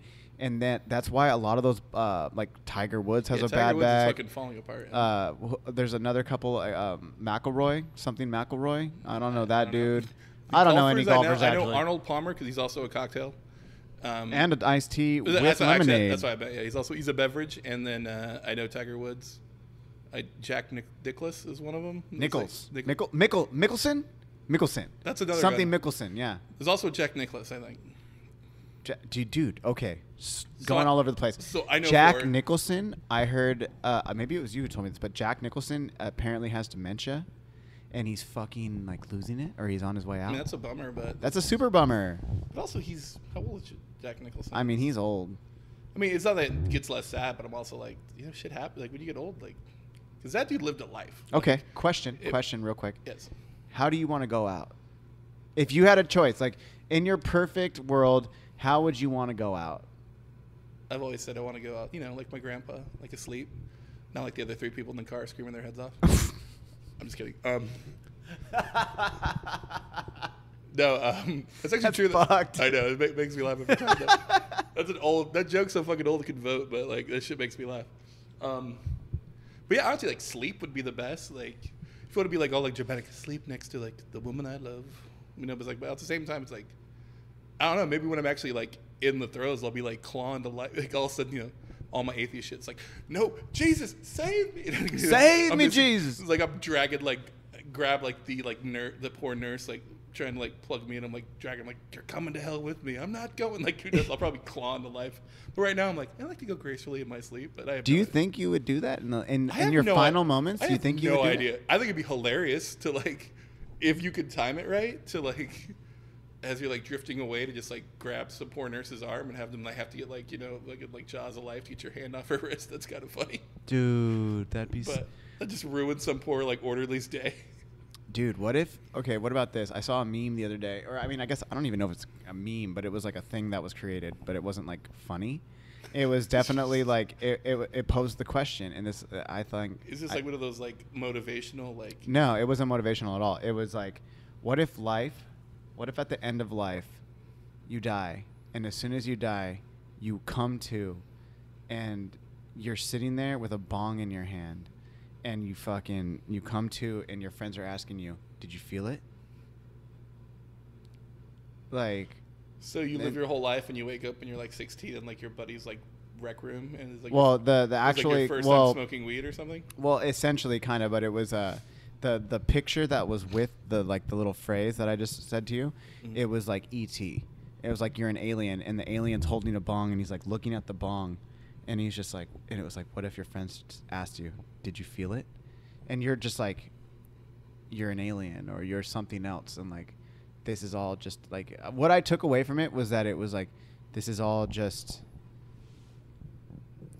fuck, what do you want to even say? It's just like, it's not real. And then these are one of those moments where it comes very clear that you've done more drugs than I have. I mean, yeah. I mean, that's facts. Like, let's be real, fucking dude. That's a good. And that goes back to what you were asking me about, like, you know, your 30s. Like, aren't you like calming down? It's like, no, dude. Like, I've definitely done more psychedelics. I've gotten more drunk. I've definitely experienced more life, and I definitely wouldn't say it was because of drugs that I think different now, but they helped. They were definitely a catalyst to helping open my mind. Mm-hmm. In the sense of thinking other things. Like last night I was talking about it. We were at the cliffs, me and Allison, and we were having dinner and like we're chilling and we're looking out the ocean. And she was like, isn't it crazy that we know more about space than we know about our own ocean? And I was like, and I just started kind of like spouting off thoughts that I've had about that. And I was like, you know, when they come to like, you talk to like, you hear people talk about like UFOs and shit, and they're talking about all these other things. They talk about like these unidentified flying objects, UFOs or what, UADs or yeah, they keep changing the name. Whatever the name, acronym that they're throwing at you, but they're saying like ones just disappear over water or they do this. It's like, what if? I honestly think it's called now UAV. It's like unidentified aerial phenomenon, like or UAP. UAP, yeah, unidentified aerial phenomenon. Yeah, I almost said UAF because I was like phenomenon, you know, with an F because I'm fucking something dumb. like a phenomenon. But like, like my thing is like, what if there's some real shit out there in the water? Because they're like, oh, there's nothing out there. Everybody's like, oh, there's nothing out there. But what if there's like, we spent all this money and billions and millions of dollars, whatever, that are going up into space and like building all these rocket ships. But what if whatever's in the ocean is controlling us, and they're like, don't fucking look over here. There's nothing out here. And then at the same time, there's always like, don't pollute the oceans. Don't do this. It's like, dude, what if there's like shit like in the water? you're saying that like that's like a bad thing. Like, no. I'm not saying pollute the oceans. I mean, I believe that. I believe it. As I flick my cigarette butt into the sea. Like, nah, but bro, I'm just saying, like, what if that's what it is? Like, I mean, it's just like what's in the stupid ocean questions. Is just a mountain of fucking trash. I mean, yeah, the cabbage patch or the Swabbage patch, garbage patch. Yeah. But that's what's like. Maybe that's what it is. But I think the only reason we were like, why haven't we explored the ocean more? And like, what? It's like, for one, it's not visually compelling to watch something sink into the ocean, like a submarine. You can't show that on TV. You're like, wow, like cool. Guy walking on the moon. You're like, awesome, good picture. Give him a golf club. Let him hit a couple golf balls. You know? Like, what else do we do? Put a flag on it. Hell yeah. Sick. Have him say some clever shit coming out of the fucking lem. You know, it's like. That works. That's good TV. Does a flag fucking, you know what I mean? What do you say? Like, it's not blowing in the wind. Does there's no wind. Does the flag wave in space? It just sits there and just straight. I don't think there's enough atmosphere to like. There's no wind. Well, yeah. So, yeah. There's solar winds though. Maybe, but I don't know. I don't fucking know. I want to know. My question is, I want to know for any scientists out there, like for real. There's no wind, but things are just moving at an incredible rate in space. Where does all that speed come from? Like, how do you all of a sudden? Like, but gravity, yes, there's gravitational pulls and like they pull it in. But there's fucking asteroids that are just fucking flying through the air in space or flying through space that are going like, I don't know, 30,000 miles an hour. Where are they getting that momentum? Where are they fucking coming from? Like, how did they get that speed? Like, that's my question. Like, how the fuck is that? Like, you know what I'm saying? And then they get pulled into our gravitational field. Like, what if this thing is bigger than fucking Texas? There ain't no gravitational field that needed it here, and it's just going to come and crash on our fucking planet. That would not. You asked me the way to go. Dying in like the like apocalypse. That'd be kind of cool. Yeah. I mean, not now. But would you? Okay. If like you wanted to die in the apocalypse, like with the asteroid, like I feel like it'd be a bummer. But that 2 weeks, like when you know it's like, all right, we only got like a month to live. That'd be a fun month. What was that movie? What was that movie that came out where they like all die at the end because they were like, "Yo, we weren't able to stop the asteroid," and then they're like, Is that eating dinner. The new one with DiCaprio or whatever? I didn't see it. Is it DiCaprio? I don't know. But it was like at the end of it, they're all sitting there at this table and they're just having dinner and they're talking. And then literally the apocalypse happens and like everybody gets killed and destroyed. I feel like it's how, like, because that's probably how it would happen though. Like if there was like an asteroid that's going to hit Earth. Well, because like they why? missed it and they were like, hey, sorry guys, this is it. Yeah. And then like everybody's like, fuck. And like, then so this family decides to just sit and have a dinner and they're like talking story. And then all of a sudden, boom. I think because like at a certain point, that's probably what people would do. Like if you had enough time to like accept it, you know what I mean? Like if you, because you could see stuff from space like way before it actually gets here. Oh, sorry, I'm not on the mic. Yeah, you're not on the mic. Is that, the funny thing you told me, I'm like, I know how mic. Yeah, you're doing exactly what I told you about what everybody does on the show. Yes. Anyway, what I was saying was, I think it's shut the fuck up. No, but like I think if you got like 6 months, like the first month would be just everyone's like, oh fuck it, trying heroin, you know, they would just be like that. Maybe that month would happen. And it's like, what are you gonna do? It's like, I'm going down to Tijuana. What are you gonna do? Bang everything. Yes. You know, it's like that would happen. And then it's like after like month 4, you'd be like, I kind of want to sit, have a nice meal with like, you know, some good friends. Yeah. It's like you would do exactly what we're doing right now. Talking you story. would probably, yeah. Honestly, it's 6 months. You know, if we have like 6 months, we'd probably be doing this same thing. We just would be doing it instead of like having a Modelo. We'd be having like just lines of cocaine. Just like fuck it, dude. Honestly, then this conversation would be even more disjointed because it's like as we're just doing like lines and just glasses of like scotch that we, you know, it's like. Hey, I wouldn't. I'm not into coke, but I would just say either, no. I'm just saying like if the apocalypse, if happens, that was happening, fuck it, like, yeah, like whatever. Like you just start trying shit. You'd be like, you know what? What if I like how many mushrooms can I take before I literally before I break my brain? What if you waited till the last couple minutes? You're about to do it. You snort a line and it has fentanyl in it, and you fucking die right before the apocalypse. I mean, is that a bummer? That's a super bummer because you were like waiting the whole time for the big bang, and then I'll fucking what anticlimactic is like, did he just? Oh my god, he overdosed! You're like the nerd in the sleepover who falls asleep first. You just like miss all the fun. What if you passed out as the apocalypse was happening, and you're just like, I can't out, yeah. And then you just never wake up again? I mean, I'll take Asteroid over like Mad Max, like roaming the wastelands for like gasoline. Because I don't think I'd do well in that environment. Well, what about Mad Max or the second one when they're like going for the water? Maybe I'd do great in that environment. Just like me with like a big fucking like bat with a nail in it. Just like. You would probably be pretty scary for a while. I become like Lord, like whatever. They always have like weird names, like Lord Domingus or Lord Humongous or whatever the fuck. Oh, Jesus Christ! So, no, that's like the name in the movie. I think his name literally is like Lord Humongous. Like what's like the newest one with what's her name? Charlize. He's got like some weird names like Optimus Rex or some shit. And Tom Hardy. Yeah, I can't think of what his name is, but it's like abominable. You know, it's like who's. Yeah, I think he's gonna play like maybe I could become that guy, but I think I'm too nice. The thing is about it, I would like try to. Like, I know all your weaknesses where I could get you, but like nobody else would know where you get you. You're gonna be right next to me. I want to put you in some chaps and shit. That's what I'm saying. You're in my crew. Chaps, fuck out of here. Some shoulder I would pads be some and Banes. chaps. I would be like Baneful. I'd have shit over my mouth. You wouldn't even be able to hear what the fuck I'm saying. You're gonna be like that dude when I like say like my decree, like give us your fuel. You'll be like, yeah. There you go. That's the fucking laugh. Dude, that'd be tight. I'll do that. The funny thing is, I'm too nice, so I'd feel bad. Like, give us the fuel. You know what, guys? I'm sorry. I don't want to do this. Do you guys need anything from us? You know, what do we have? I have this gimp on a chain. Do you guys want him? His name's Brian. You know, it's like I'd be so quick to be like I think about that. Like I was listening to a podcast about pirates recently because I just do anything I can to avoid listening to your podcast. So I just do a 3-hour podcast about pirates. I'm just kidding. But wow. No, as I was listening to it, I was like, pirates are like, there was like, that's really interesting. And the whole time I was like, I couldn't do it. I'd feel bad. Like, really? No, because like circumstance, son. If you're rolling with a bunch of pirates, how do you know it's actually? I guess that's bad? true. I guess if it's a different knowledge, I just be like, if me right now, like a pirate crew's like, Cory, get on. I'd be like, yeah. Then like within 10 minutes, I'm like, oh, you guys are gonna like just drink a lot and like just rape and pillage. This is you guys are not nice guys. I'm gonna get out of here. Did you ever see that movie? Maybe it was not a movie, or maybe it was like a documentary I was watching. But that's Mali pirates. Those people who were actually like this was in like the last actual 10 pirates. years. Yeah, I was thinking pirates. like ARG pirates, not like that's yeah. Not fucking new age pirates. Not like the guys with like AKs who are just like struggling to live and like taking over like tankers. I kind of like. I mean, it's bad, but I'm also like, you know, desperate times. You know, I'm thinking like fun, like Johnny Depp pirates. Is what I was. That's what I'm of. thinking. Yeah, I would like to be a pirate back like Johnny Depp times. Yeah, I want to wear like a fun hat and a fucking sword.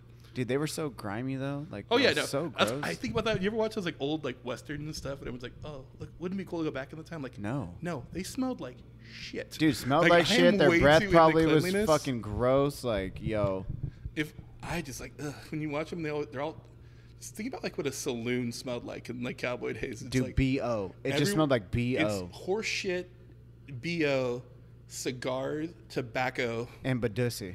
And like and like just whores like who were like just down. Like, pardon me, sex worker. That's the proper term nowadays. Whatever. But I think actually back then when they were cowboys, those weren't sex workers. Those were whores. Yeah, that was a whorehouse. Yeah, it's like also like is that even a brothel? brothel? That was like a it's a brothel whorehouse. Yeah, it's like you ever watch like Deadwood? I'm like I watched that show and I'm just like, and I remember someone was like, it's kind of cool show.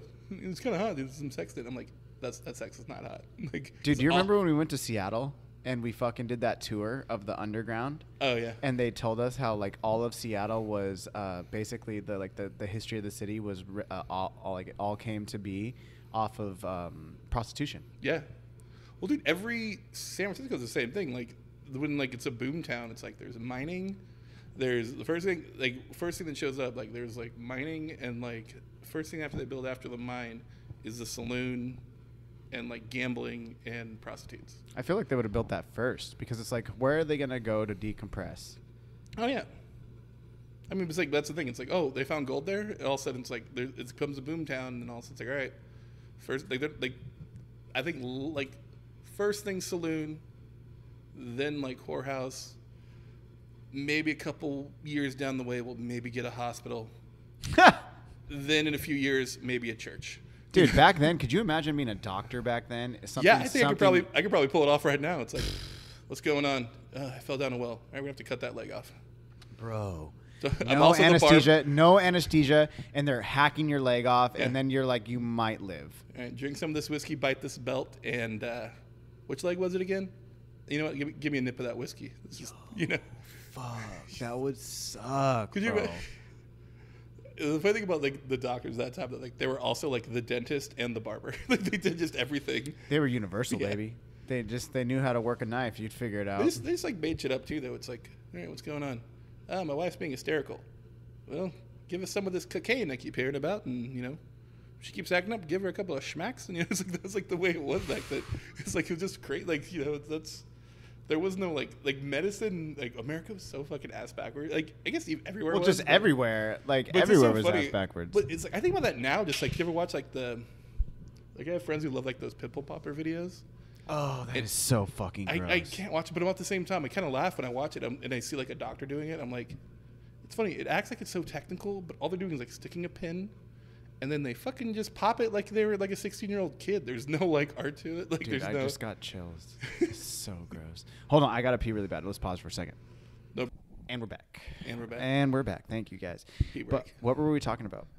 Nonsense. Nonsense. We just because you're like, okay, can we've been talking for an hour? I'm like, we haven't said anything. We really haven't. But it's really awesome at the same time because like we were saying right before we started back up again, it's like this is exactly what we would be doing. Yeah. That's what this show is. If anyone's still listening to this. It was just like, this is what we'd be talking about, like just at a bar. We're just now doing it at your coffee shop, having like room temperature Modelo's, caffeine and green. Hey, room temperature Modelo's is how we do it. Yeah. They were cold at one point. I think we got like, let's get some beer. For some reason, we got the beer at the location that's a 15-minute walk away. Well, to be fair, the liquor store across the street was not even a liquor store. There's a smoke shop, which I think is ironic because they have a smoke shop where you're able to buy pretty much any tobacco product. But because there's a school that shares the wall with the smoke shop, you can't sell alcohol in that liquor store across, or the deli across, or market across the street. And they sell cigarettes and they sell everything else but alcohol. And they're like, I asked them, I was like, why can't you buy alcohol here? And they were like, we're too close to like in the vicinity of a school. I mean, I don't have a problem. It's like a door down. Yeah, no, I'm totally fine with that too. But the school is literally like, I think it's like elementary. But you go down the street and across 30th, which is like, I don't know, a couple hundred feet, there's a fucking like one of the ghettoest liquor stores ever. Like, I wouldn't even go in there during COVID because I was like, nah, son, there's like way too much shit going on in there. Like, I'm going to get COVID just walking in there. Like, nah, son. Over. Over it. Yeah, that's how you want to get COVID. Like, how'd you get COVID? I went to this like ratty liquor store to get like I got a tall Bud Light Lime and a couple of fucking corn nuts, and now I have COVID. Like, that's a bummer. You want to at least do something fun, like I went to a concert or something. Like, dude, I remember during COVID, me and Ray Ray, the first time me and Ray Ray like hung out to go skate during COVID, we did the 6 feet apart. He showed up and we stayed super far apart the whole time. But I remember like skating around because like nobody's out, right? So it's like we're skating in the middle of the day, hanging out, and we go to this liquor store and I go in there and like I buy a tall can, and I remember I was walking out with Ray Ray and I just cracked it, and he's like, "You're just gonna drink that right now?" And I was like, "Fucking who's gonna tell me not to?" Like, I'm fucking down. Like, I was literally just skating down like Friars Road drinking a tall can of Modelo. Like, fuck it, dude. Like, what are they honestly gonna say? You can't arrest anybody. They're not gonna detain you. They're not even gonna write you a fucking ticket. They're gonna be like, "Don't do that." All right. Okay, cool. And then they leave and it's like, fucking cops. Like, whatever. Like, that was it. So it's like, whatever, dude. I'll fucking do what I want. There's a comedian I like called Cajon. You ever heard of his stuff? What's his name? Cajon. Nah. But he talks about how he, as he's gotten older, he watches skate videos, but now he can't because he feels bad because the skaters are too mean to the security guards. Oh my He's god. just like, that's just some poor guy trying to put his kid through college, and all these jerks. Fuck those security guards. Straight up. I'll still say it. You still have the animosity? Dude, no, because they have no goddamn right doing what they're doing. Granted, hey, both sides of the fence here. Skaters, you can diffuse situations easier. And I have learned as I've gotten older that you catch more flies with honey than you do with vinegar.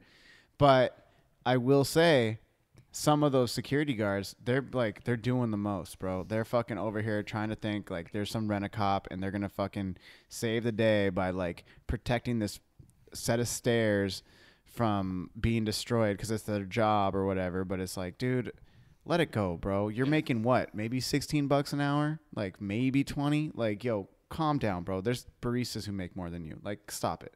Like, I'm not trying to be rude. I'm just like, yo, you're gonna get in the way. It's not the money thing. It's the douchebag like entitlement sense that some. It's power. It's an illusion of power, or an illusion of power. Were you? This is back when we were like 18. Remember that there's like that security guard at New Park Mall, Fremont. What's up? We both worked at PacSun, but do you remember there was like that young security guard guy who like took it way too seriously? He like tucked his like fucking like pants into his boots like a soldier, like would walk around. He tucked his pants into his boots? Yeah. Do you remember that guy? No. He came in once because like someone stole something from one of the other stores, and he's just like, he walked in, he's like, how's it going? Security, and like pointed to like his iron-on badge, and I like stopped him, pulled out my wallet, and was like, organ donor. And I swear to God, you were there. Oh my God, and it was bro. you and what was that fucking manager's name? Jack. Jack was a fucking G. And he was like, and I felt bad because we all just started laughing at this kid's face because he was like our age. He was like 18, but he walked around like he was fucking like the Wyatt Earp of like the fucking New Park Mall. Oh my God. And I remember he pulled me over once. Like I didn't know. Remember they had that shitty car with like the lights, and I was driving, and I just it was like a end of the night leaving New Park Mall, no one there, so I'm just blowing through the stop signs around the mall because who gives a shit? There's no cop, no cars.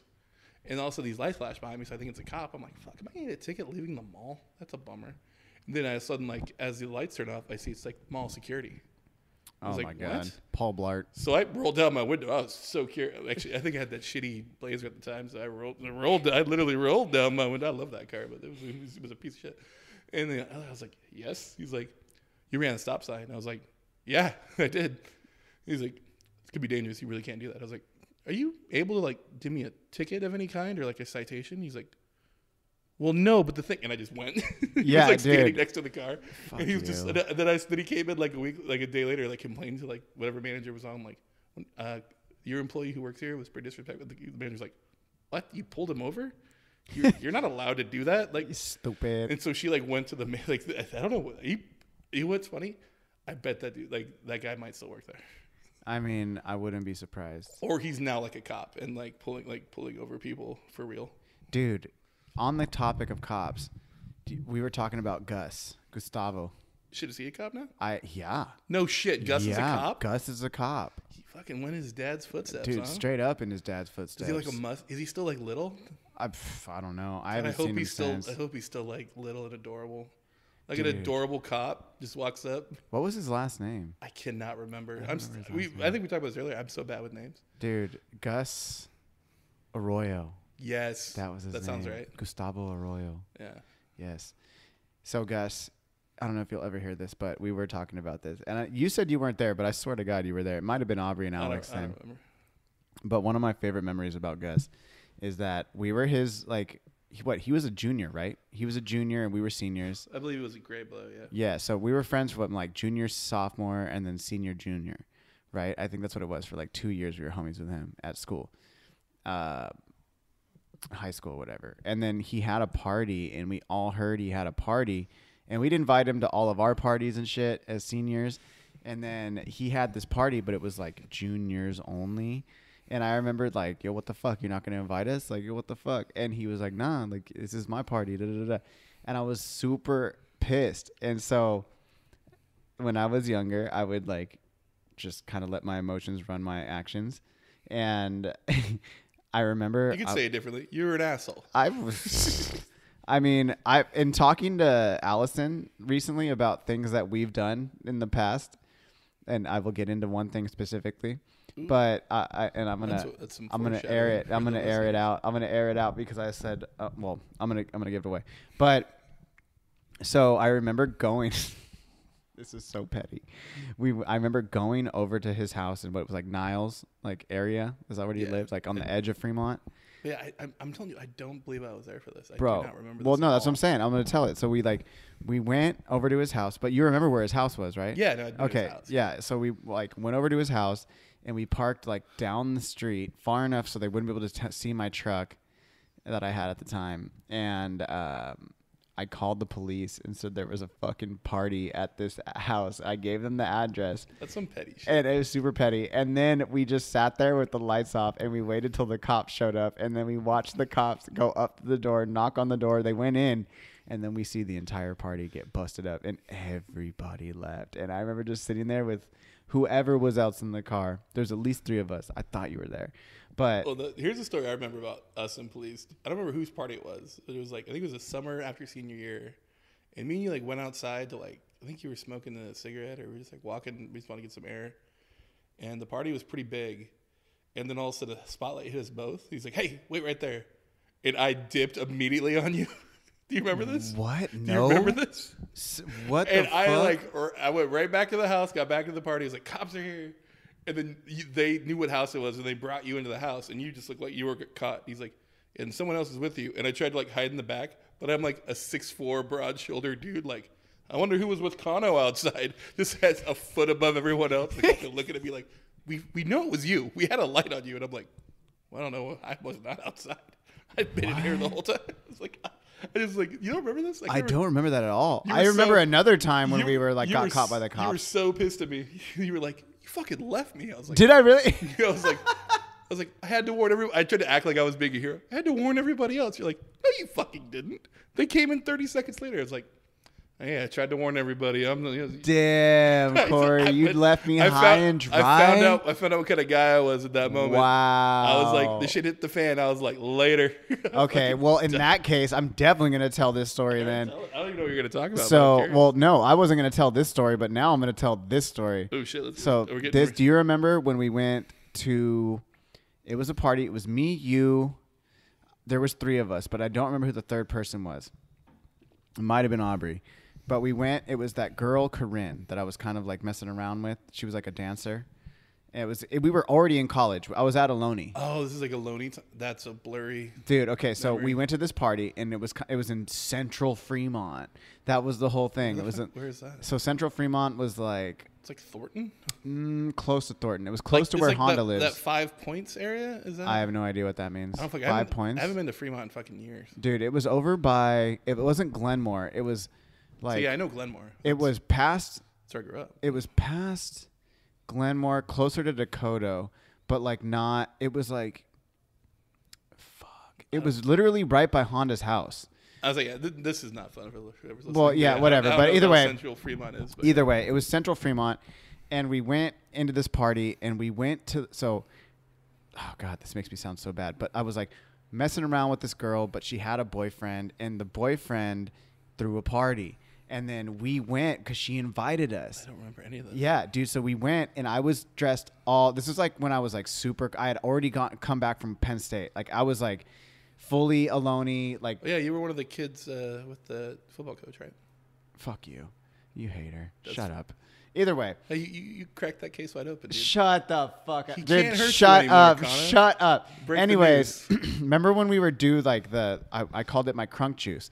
We had like a gallon, and it was like we would do the fucking Bacardi Superior, the entire bottle, and then fill the rest up with like Pepsi, and we'd roll into the party with like the jug, and we would just pour. I did this? I did that, and I was like, I pouring don't drinks remember. for all of us. So that was our crunk juice. So we rolled into the party. I had a Black and Mild in my ear. And I was like, I remember like walking up, and as we were walking up, this fucking like cholo, like these two cholos rolled up in this like Cutlass or some shit. And they were like, yo, Holmes. And I was like, yo, what's up? And they were like, and you were standing there, and they were like, yo, whose party is this? And I was like, yo, it's this dude. Like, sorry, I don't know. They're like, yo, can we get in the party? I was like, yo, I don't know who's like, I don't know dude like that. I can't just invite you in the party. And they were like, they were playing some music, but it was like some bass shit. It was like some like low bass. I mean, like low music, but the bass was so loud it was knocking. Yeah. And then as soon as we pulled up in front of the house, the dude, the girl's boyfriend, comes out of the house, and he like runs up to the car. He's like, "Yo, turn that shit down." And the dude is like, "Yo, what?" He's like, "Yo, turn that shit down. You trying to get my shit popped up?" And he's like, "Yo, who you talking to all crazy?" And the dude's like, yo, this is my fucking house. This is my party. He's like, oh, this is your party. He's like, yeah. He's like, what's up with getting in it? He's like, I don't know you. You can't come to my party. And he's like, what? And he's like, I said, turn that fucking music down. And then the dude goes to get out of his car, and he fucking, as the dude was going to put, like the driver goes to pull, like push out the door, homeboy whose house it was, fucking front kick. Boom. Pushes the door back I closed. really don't think I was there for this. No, you were definitely there. No, I'm going I- to tell you why. I No, I'm going to witnessed tell all you. this? Yes. And I'll tell you why, because at the end of the night, you threw up on me. Yeah. I fucking remember you there. And I remember everything leading up to it. So let me Are you sure finish. you're not, like, mixing No, I'm swear to God on my life. So he kicks the fucking door, puts a dent in dude's door, and he's like, are you fucking serious? And he's like, yeah, I'm fucking serious. And they're like talking shit to each other. And dude's like, all right then, bro, I'm going to be back. I'm going to be back. And so like, dude's like, yeah, fucking come back then, bitch. Blah, blah, blah, blah, blah. Goes in the party. We all walk in. The girl, Corinne, who I was like messing around with, her boyfriend goes back in the house, and Corinne's standing outside of the house. And she was like, you guys coming in? We're like, yeah, like, fuck, sorry, like this happened. She's like, yeah, no worries, blah, blah, blah. We go in the party. We're having a good time. We're doing our damn thing. And like, we're having a good time. We're getting turned. You got so fucked up. I assume it was the crunk juice that you It was spoke probably the crunk juice. of. I don't recall. But any there of was, this. so there was the door, right? So there's the door, and then there was a couch right next to the door. And you're sitting there, and your drunk ass is like doing the Cory thing when you're super hammered. You're just kind of like sitting there, and you're like kind of falling asleep. And this is like that's what everyone does. maybe when they're yeah, too like drunk. What do you- like 2 hours into the party or something like that. And like we're fucking with you. We're like, Cory, da, da, da, da, you know, like whatever. And then you're just sitting there, and then all of a sudden there's a big ghetto ass knock on the door. Just boom, boom, boom, boom, boom. And like they're like, yo, the cops. And they're like looking. They're like, ain't the cops. It was those gangster ass fools who would like who were there from earlier in the night, and fucking they're trying to get into the party, but they rolled up with a whole posse. And they were like, yo, what's up? They're like, let us in the party. And then the dude, like all the like the dude whose house it was, and all his homies who were kind of gangster all come up behind him. So there's like this influx of just like people guarding the door, and then there's like a shitload of people trying to get into the door, and everybody in the party's watching it. All the while, you're literally just sitting there like fucking. I must say, I must have been. Oh, dude, that no. crunk juice must have been something special. It was. I remember this. none of The this. best part's not even there yet. So we're chilling, and all of a sudden they're talking shit to each other. They're going crazy, and then all of a sudden you just hear a fucking bottle crack, and you fucking see blood shoot directly over your head, hits the blinds, and there's like blood there, and then the dude just drops, and his face is cracked open with a big ass big ass cut on his face, bleeding Wait, which profusely guy? from his face. One of the dudes who's in the house. He's like in the house, and he's like blocking these dudes from coming in. Mm-hmm. There was the dude whose house it was, and then his homeboy standing next to him. The dude standing next to him was the dude who got his face like broke off, and then it was a Jack Daniels bottle, a full one. The gangsters who were trying to come in cracked this dude across the face. I mean, it's nice for them to bring booze to the party. I guess. So he fucking. They were trying. It seemed like this host was being a real. Well, dude, like the blood shoots out, boom, like this, goes across, and you're literally just like kind of falling asleep in your seat, and then all of a sudden you just hear somebody say, "Gun," and then they're like, "They got a gun," and dude, it was like cockroaches. Everybody's bolting out the back of the fucking house, and literally me and Aubrey. It was Aubrey. It was fucking Obs. It was me, you, and Aubrey, and like I literally bolt straight over to you, and I'm trying to pull you up off the couch, and I'm like, I was even smaller than I am now, and you were still pretty much the same size, and you were just sitting here like, what the fuck, what's going on? I'm like, Cory, we need to fucking go. They have a gun, and you were like, what? And then like it was either Aubrey or somebody else helps me pull your ass off the couch. We fucking get you out of the back fucking door. We try to get you over, and everybody's bailing, and we fucking go around the side. We're like, we got to jump the fence. We go to jump the fence, and we're trying to get you over the fence, and it's not working. It's just like we're trying to literally like push you over the fence. It's not happening. So we're like, okay, we're going to go out the side. We go out the side, and there's fucking cops already there. And they see us, and they're like, hey. And we both book it, and your drunk ass is kind of like just fucking hobbling along. And then we fucking, like, I think Ob splits, or she's like, I'm going to walk home or something. And we're like, all right, fine, whatever. Me and you, like, go and hide. We called Stacy Quintana, who also worked at PacSun, because we were working at PacSun at the time. I was like, Stacy, because I think I don't know why I called her, but I was like, you need to come pick us up. Like, this happened, blah, blah, blah, blah, blah. So she goes to pick us up. She picks us up. We're driving back on I don't know the freeways. The 805. No, it's not the 805. Wait, how? No, see this. I think you're mixing the story. No, I'm telling you. Because we were in Central Fremont. Why are we on the freeway? Because she picked us up, and she's taking us back to Warm Springs where I lived. So we're going back to my house because we're like, we can't take you home because you're too drunk. So we're like, yeah, we'll go to my house. We were in college at this point. We were at Ohlone. So we're in Fremont. So we're going back to my house in Warm Springs. We get you to my house, but on the way over there, we're what the fuck is that freeway? It's like is it the 5? What's the freeway is the main one? Like if you get to go to Oakland Day Stadium, what's that freeway right there? Is it the 605, the 580? 880? 880. We were on the 880 going back to Warm Springs. We're on the fucking 880, and you're sitting in the front seat because you're so fucking drunk, and you literally like are about to yak, and you're like, yo, I'm gonna yak. I'm like, just put your head out the window and fucking yak. You don't even make it fully out the window. You kind of like do this half-ass thing. You go to yak, but with the window down, and we're flying on the freeway. You go to yak, and all the yak goes in the air and right back in the car and right onto me. I'm talking face, mouth, shirt, everything. And it's just yak all over me. And I'm like, God fucking damn it. I was like, good thing you're like my best friend, bro. Like, fuck you. And then we get out of the car, and I'm so mad at you, and you're like, did I throw up on you? I was like, yeah, bro. And you were like, hey. Didn't even say you were sorry. Just started laughing. And then I get you in my house, and I give you like this Warriors t-shirt to wear, which is like on me, it's like a XX. When I put it on you, it was like super skin tight. I was like, God damn it. And then you passed out, and the next morning you were like, did I throw up on you last night? I was like, yeah, at 80 miles an hour on the fucking freeway, bro. It was fucked. But I was like, the party was crazy. Like, dude. I got to be honest. This all sounds like your fault.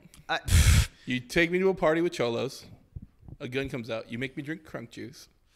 I didn't make you drink shit. It sounds like you forced me to. I did not force you shit. Mom, I'm pretty sure you forced me to. If you're listening to this. I don't know. I don't remember this. I remember the Operation Silent Ninja. Operation Silent Ninja. The meetings that was like fun tomfoolery with it. Dude, I don't remember like staining it. I mean, I guess it wasn't the intention. I mean, it wasn't like full tomfoolery. Like, dude, Josh. Everything was fine, like TPing and stuff, but like Josh, I remember just eating up the goddamn moon pies and like spitting them up on people's doorsteps. I was like, that's fucked up. No, we didn't do that in doorsteps. I don't remember that. Josh did. Josh, I remember doing it in front of a movie line. That was hilarious. No, Josh literally grabbed a pack of moon pies, and while we're all TPing and doing all that stuff, he would like eat it and make it super like whatever in his mouth and then just spit it on the doorstep. He's like a youth minister now. Yeah, he's a fucking minister, bro. He's a pastor. Like, yo, like... I was like, I don't remember. I remember Woodrow. I remember. I mean, I remember him doing it in front of a movie line, which was really funny because he discovered that if you like chew up a moon pie and like keep it in your mouth for a second. It looks exactly like just puke. And so we pull it. I think it was like some big movie came. It was like one of the Star Wars or some shit that had come out like that summer. There's like a line outside by like whatever movie theater, like what Newark or whatever. And he's like, I have an idea. And we went to 7-Eleven, got to move by. And he's just like, he like opened up his side doors, like, I don't know, guys.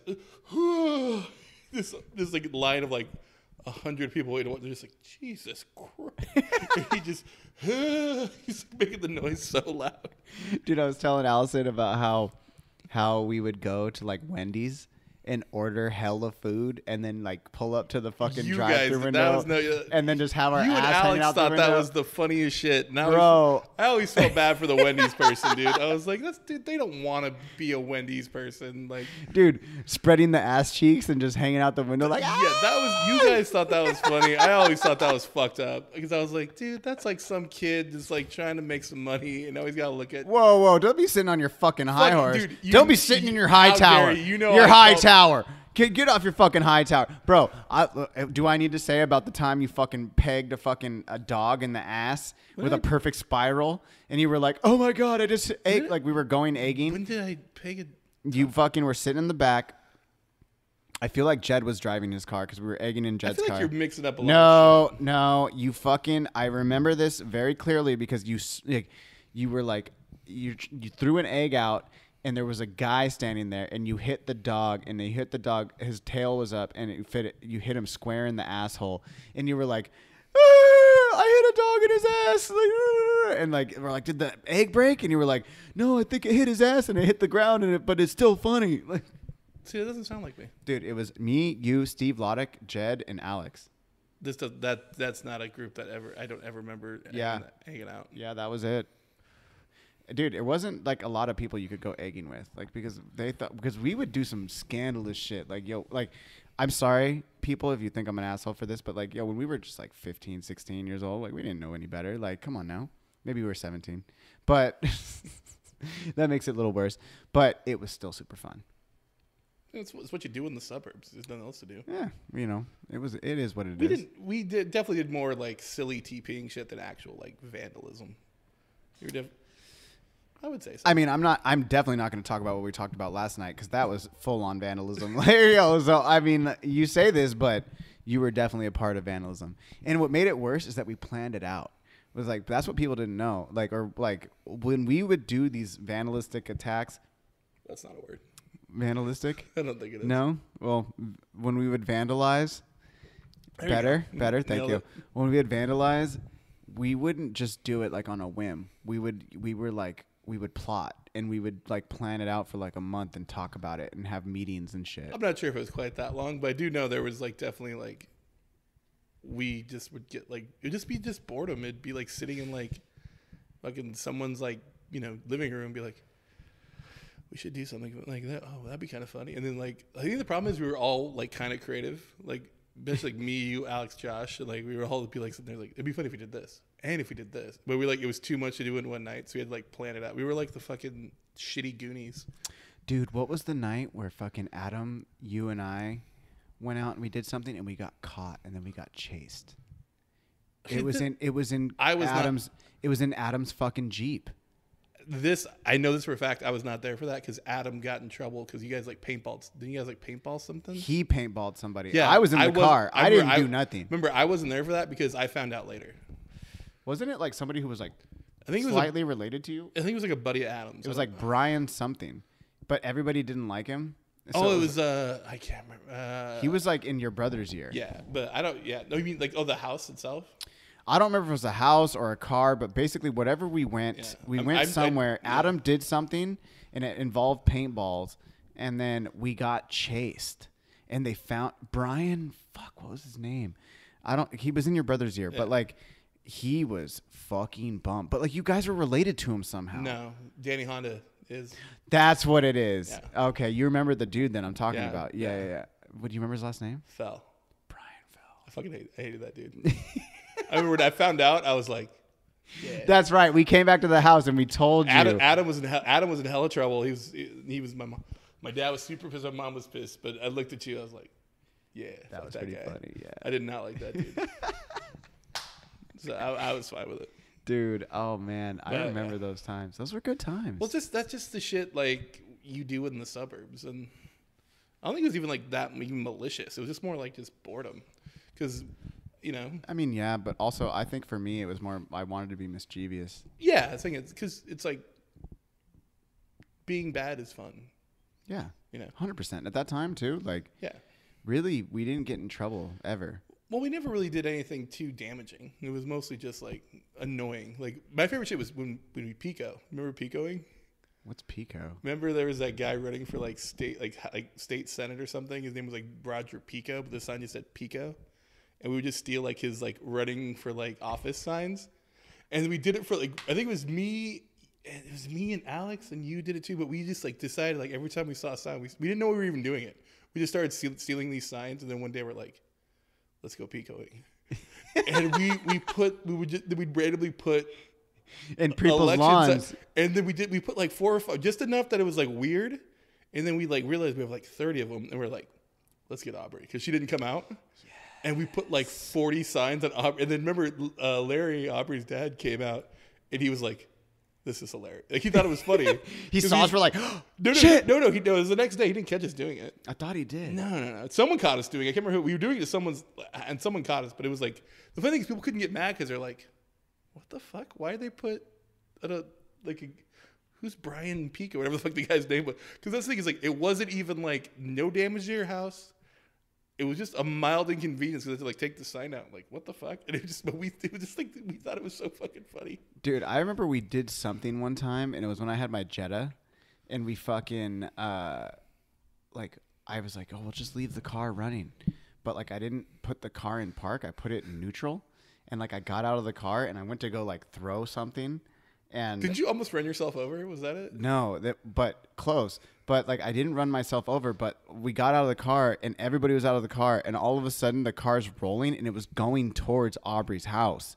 And I had to like book it running, and I jumped in the car and like fucking stopped it before it got to Aubrey's house, and I was like, no, like fucking run. I was like, like jumped in the car and like threw on the brake and like cracked the e-brake at the same time, and it stopped us. And we were like, oh, like, dude, that's gonna be so bad. Like fucking dude. Or how about the time we fucking almost crashed my Jetta when we went to the puddles, and we were I remember I would like when it rained super hard, we would like pop my car. We'd have my car in neutral, rev it all, the Jetta revving like crazy to get the fucking RPMs up, and then like we would like let it go, and then we'd go through the first puddle, and the puddle would engulf the car, and then we would wait till the third puddle because there was one, it was two, and on the third one we'd pop the e-brake, so we'd fishtail. And then I remember we did it after school one day, but it was me, you, Obs, Alex, and somebody else. So the car was weighed down. I remember you and Alex would do all the time, just the two of you. Yeah, and it was fun. And you guys thought it was fun, and then you guys like, let me show you. This is so much fun. And I don't think me and Aubrey and whoever the third person, I don't remember who the third person was. I don't think we realized what this was. We're like, what are we doing? Like, let's go. Like, what do you guys? You and Alex are really into this. Let's go. And we had no idea what you were gonna do. And then you guys, I think, didn't we like do like a full on like? Dude, we lost control of the car. Yeah. And so fucking on the third one, when I popped the e-brake, we start fishtailing, but then I went to like undo the e-brake and like pull it back into gear so we could go through to like whip it back around. And then we full on lost control and we were spinning. Yeah. And then as I was spinning, you were like, oh shit. And you were in the front seat. And I was like, oh shit. And Alex is in the back. He's like, oh, fuck, Otto. I like, no. And then all of a sudden I fucking like, I popped the e-brake back in. And then as I'm like spinning, I'm like, oh shit. And I pop the e-brake back in. We catch, but we were headed straight for the electrical box. And then I fucking am like slamming on the brake. I undo the e-brake again and pop it for a third time.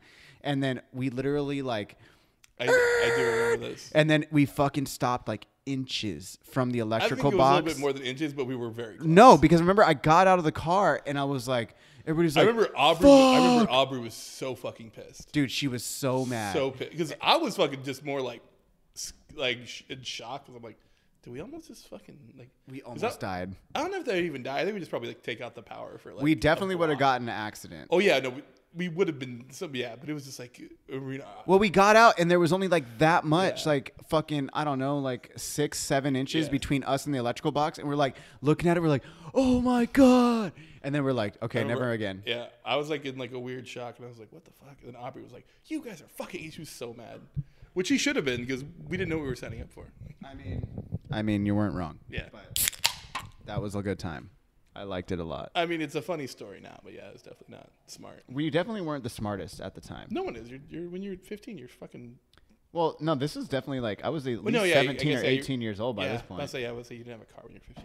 Pour some of that up, son. Come on. I don't know if I want any more Modelo. What? It's like warm. Fucking dude, get out of here. It's fucking beer. Drink that shit. Come on. I don't know when the next time I'm going to see you is. Like I said, it's beer. I'm only drinking because I'm rallying because you're here. Okay. Yeah, come on now. But yeah, dude, like, I don't know. That was just a good times. Just edit some of the shit out. No, we're definitely not editing any of this out. Care. And if anybody listens to it, like, hey, man, fuck it. Like, it's a good time. Yeah, no. But yeah. I would have not remembered that if you hadn't brought it up. I blocked some of this stuff out of. It's literally funny the stories that you remember that I have no recollection of, and the stories that I remember that I'm like clear as day. Like, dude, fuck, man. I wish I wouldn't, like, LA was a crazy time. LA was so crazy. Fucking A. Well, where are you going next? Where are you going? You're about to leave right now to go to Arizona, right? Yeah, I'm going to Mesa, Arizona. Never been. Just driving through. Then next is Albuquerque, where I have some friends. And Duke City. Duke City, baby. Yeah. Gonna go there. I guess I'm gonna see a hot air balloon tomorrow night. That'll be fun. What? I don't know. Dude, and all the time I was there, I never got to ride a hot air balloon. I'm not gonna ride it. Just see it? Yeah. I don't know. I don't know what it is. My friend's like, you want to see like a glow? I was like, well, tell us a glow. It's a hot air balloon thing. I was like, I don't care. It's a cool time, man. Yeah, I wouldn't get it. And I'm not gonna get a wicker basket propelled by fucking. It's gonna be fire. Cold while you're there, so that's. Oh yeah, no, I got like a blanket and shit. Not blanket. I mean, I got a blanket. Oh, what the fuck? I gotta get a jacket. I'm fine. But yeah, no, it gets fucking cold out there. Dude, that was like a surprise when I lived out there for a while. I was like, oh yeah, this place is nice. Cause I moved out in like, I think it was July, and I was like, oh, it's nice. You know, the weather, it's hot, but it's not that bad. It really is a dry heat. It's really manageable. Then monsoon season hits in August. Yeah, but then it wasn't even monsoon. I didn't mind the monsoons. What it got me was like winter happened. I was like, why is it so fucking cold in the desert? Like the bitter desert cold. It's cold. I was like, I had no idea. They're like, what do you mean? I was like, I'm from a place that's like the coldest it gets is like maybe upper 30s. Bone chilling cold. Yeah, it gets fucking cold there. Bro, the only white Christmas I've ever had was in Albuquerque, and it was fucking dope. Went to sleep, just bone chilling cold outside, nothing else, and then woke up in the morning, and it fucking snowed overnight, and it was beautiful. That happened my last Thanksgiving there. Like really? Like it was snowing a little bit, I think, the day before, and then all of a sudden Thanksgiving, it was like, oh, maybe we'll like run to the store and pick up something, and I was like, dude, I'm snowed in. Like we couldn't even drive. Like that bad? Yeah, I mean, you're not even talking to the mic, bro. And I'm sorry. Who gives a shit? No, if someone's still listening to this, they deserve the bad out of you. Yeah, they sat through this. Shut up, dude. My mom's gonna listen to this for sure. Yeah, mine too. We gotta do some editing. But there's no editing gonna happen. Just letting you know. How about just that gun story? What gun story? I seriously don't. There, we didn't even use a gun. No, the guy. You said a guy brought a gun to a party. I that party. Oh, dude, no, that was crazy. Yeah, I seriously don't remember that. Because I guess you were fucking hammered. I guess it was the crunk juice, as you put it. I mean, I don't know what you were drinking. I wasn't with you the whole time, but you were at the party. I tend to wander at parties. I go group to group. You know how I remember you were there too for that? Because that was the first party that I went to, and it was after I'd lost my virginity, obviously. But it was like Shannon was there, and it was the first time I'd seen Shannon since I thought this was lost my virginity. This is like a year after we graduated. This is like a year after we graduated, and Shannon was there at the party, and you were like, "Oh my God, the girl you lost your virginity to is here." I remember you kept fucking shitting on me about it. I didn't announce it, but I kept making jokes like, "Do you want to talk to her about how she's still your innocence?" So I kept saying shit like that.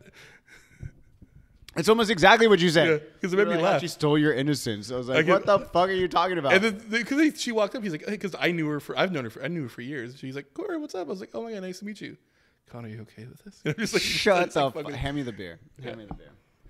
I like doing little awkward jokes like that. Make me laugh. Dude, fucking read. Come on, no. What the little you fucking like twice my size.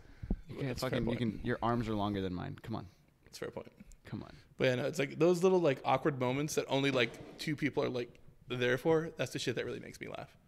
I mean, yeah. Like not like I don't want to like embarrass someone in front of like a whole group of people, like that's mean, but just like between like me and a friend, like just something that's like funny, like hey, but it's like especially like a quick, quiet, like a church laugh, you know what I mean? Where it's like those laughs you're not supposed to have like in the moment.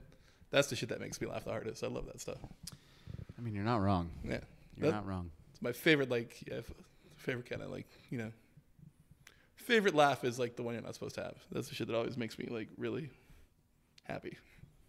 You have dark humor, bro. Yeah. Well, not even like dark. Well, yeah, I do, but like not even like a dark humor. Just like the sneaky laugh you're not supposed to have is just way more fun to me than like, I think that I agree with that because there's more awkward moments that I'll have. You need to finish that. Finish that right there. There's not much left in there. I like laughing at things that you're not supposed to laugh at, and especially if it's like fucked up or if it's at the expense of somebody else. I will literally laugh the hardest. Wait, you at the expense of someone else? Yeah, 100%. Like, like if it's like, damn, like, dude, even though when like something bad happens to me, I try to find some humor in it, and I'll laugh at myself. Like, damn, you fucking idiot. You have to. Like, people who can't laugh at themselves are fucking insane. Dude, every fucking day of my life, I feel like it's like, you're a fucking idiot. Like, what are you doing? You're so stupid. Like, that's how I talk to myself too sometimes. I think everyone, people who don't are insane. Like, if you don't walk around being like, what the fuck? Like, even like this, you should be that way. You should, everyone should have an awkward exchange every now and then. Be like, if you walk around and be like, nailed that, Nailed it. Let's bring it back to what we talked about before.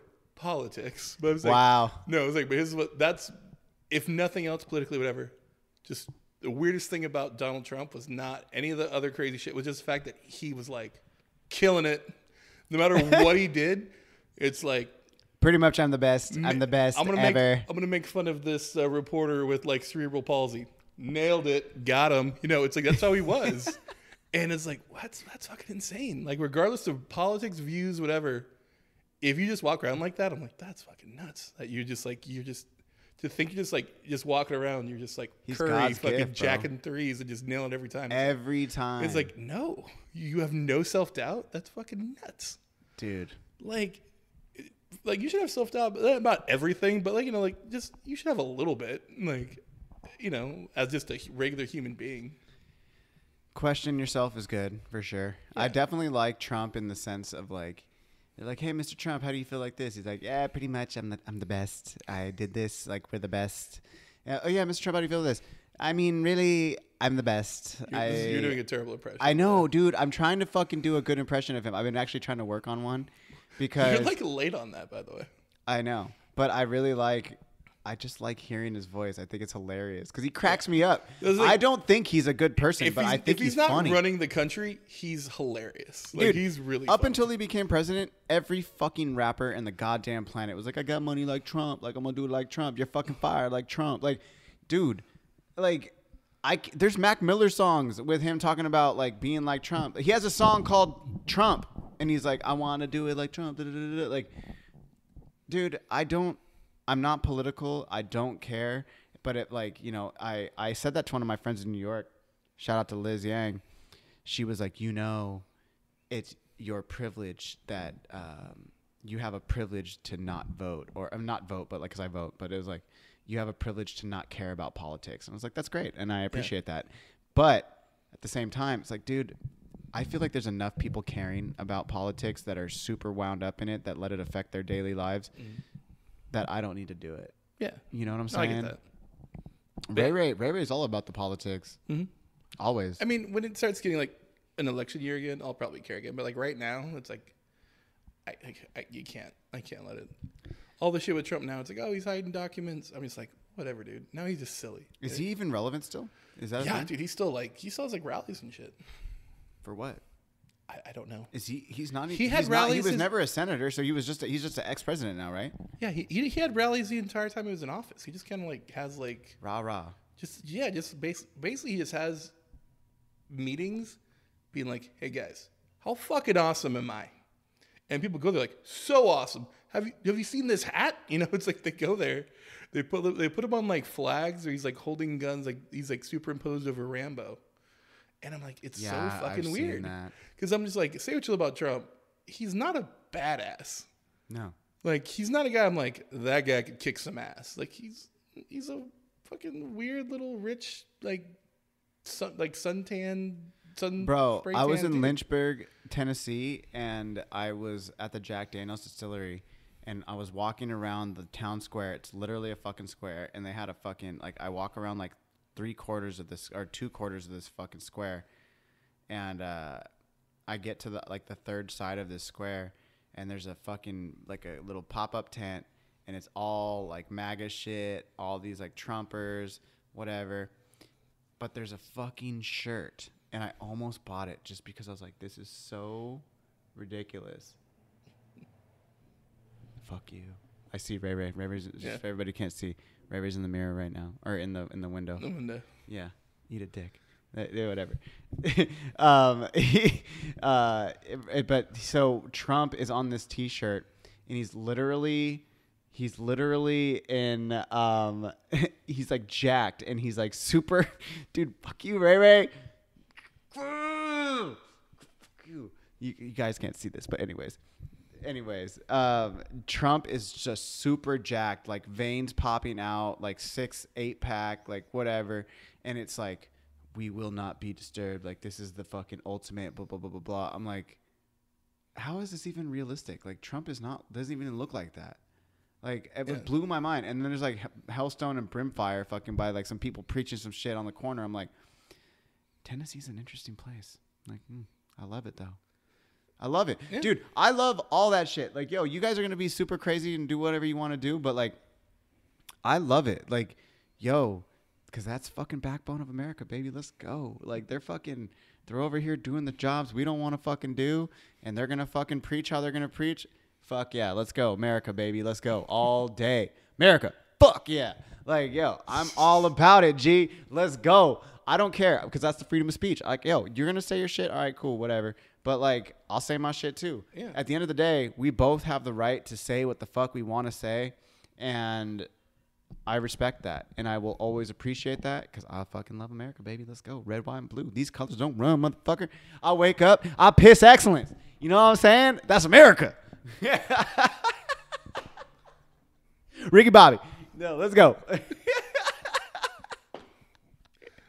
That's a Ricky Bobby. That is a timely reference. Dude, fucking A, baby. Talladega Nights. Come on now. You can't take anything that I'm saying is serious. Oh, I know. Come on now. I was like, yeah, that was just that's just politics is so funny now. It started a little bit with Obama, because I was guilty of it too. Like, people on the left, we like fetishize. We're so in love with Obama when he first showed up. And it's kind of like, I kind of get the Trump, like, forever. It's definitely way crazier, I think, than the Obama love was. Because it's like, we weren't like, after he was elected, we stopped having, like, the left stopped having, like, rallies, and we stopped by, like, putting up, like, the hope and change signs and T-shirts and stuff. But the Trump people, they're just like, hell yeah. Like, because now if you look at, it's like, win one for the Gipper mentality. That's what it is. Well, the funny thing is, like, now if you look at those guys, like, they have like an American flag, and like the other flag just says like Trump. Mm-hmm. It's not even like America or like Confederate flag, which I have my issues with, but whatever. Like, I kind of understand the guys who think like, yeah, which has always been funny to me. Like, even when I was in like New Mexico, which is actually really a liberal city, like really, like mostly, but there's some fucking cracker ass parts of it that are like those dudes like country boys. Oh yeah. And, like, the funny part is, like, they have the American flag, and I did see a guy with the American flag and a Confederate flag, and I was like, you know, those were the two opposite sides, right? Like, the Civil War, like, stupido. You can't like both.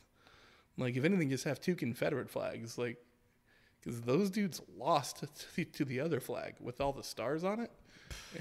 But whatever. But fucking A. But, like, I at least understood that guy was like, it's not about race, it's about history. It's like, whatever. I disagree with you, but like, just a Trump flag, I'm like, what, you're that into the president? You shouldn't give a shit to the president. The president should be gives a shit. Yeah, like me, it's like, now we got Grandpa Joe. I'm like, whatever.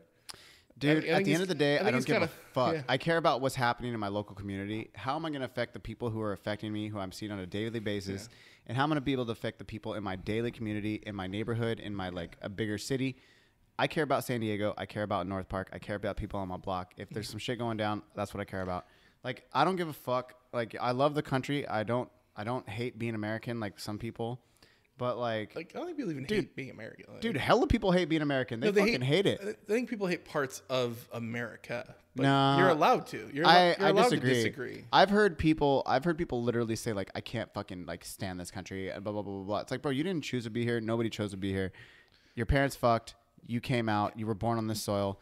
There you go. You're an American. Yeah. Like, you watch soccer. Everybody loves their fucking country except for the U.S. Like, yo, come on now. Stop playing with me. I think people love the U.S., but I would say there is a national pride is just weird in general because it is something. I get it more from someone not born here.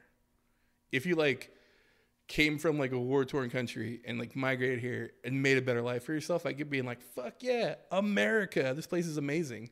But if you're just like a guy from like, you know, some like small town and being like, and everything's always just been fine, like, I never really had too many struggles. I have an okay job. I'm pretty happy. Fuck yeah, America. I'm like, why? Everything's just okay. Like, yeah, but like, why not have pride in your country? Everybody else has pride in their country. I'm not saying don't have pride in your country, but like the rah, love it or leave it, don't let any like people in. Like, I don't. These colors don't run. I don't get that amount of pride.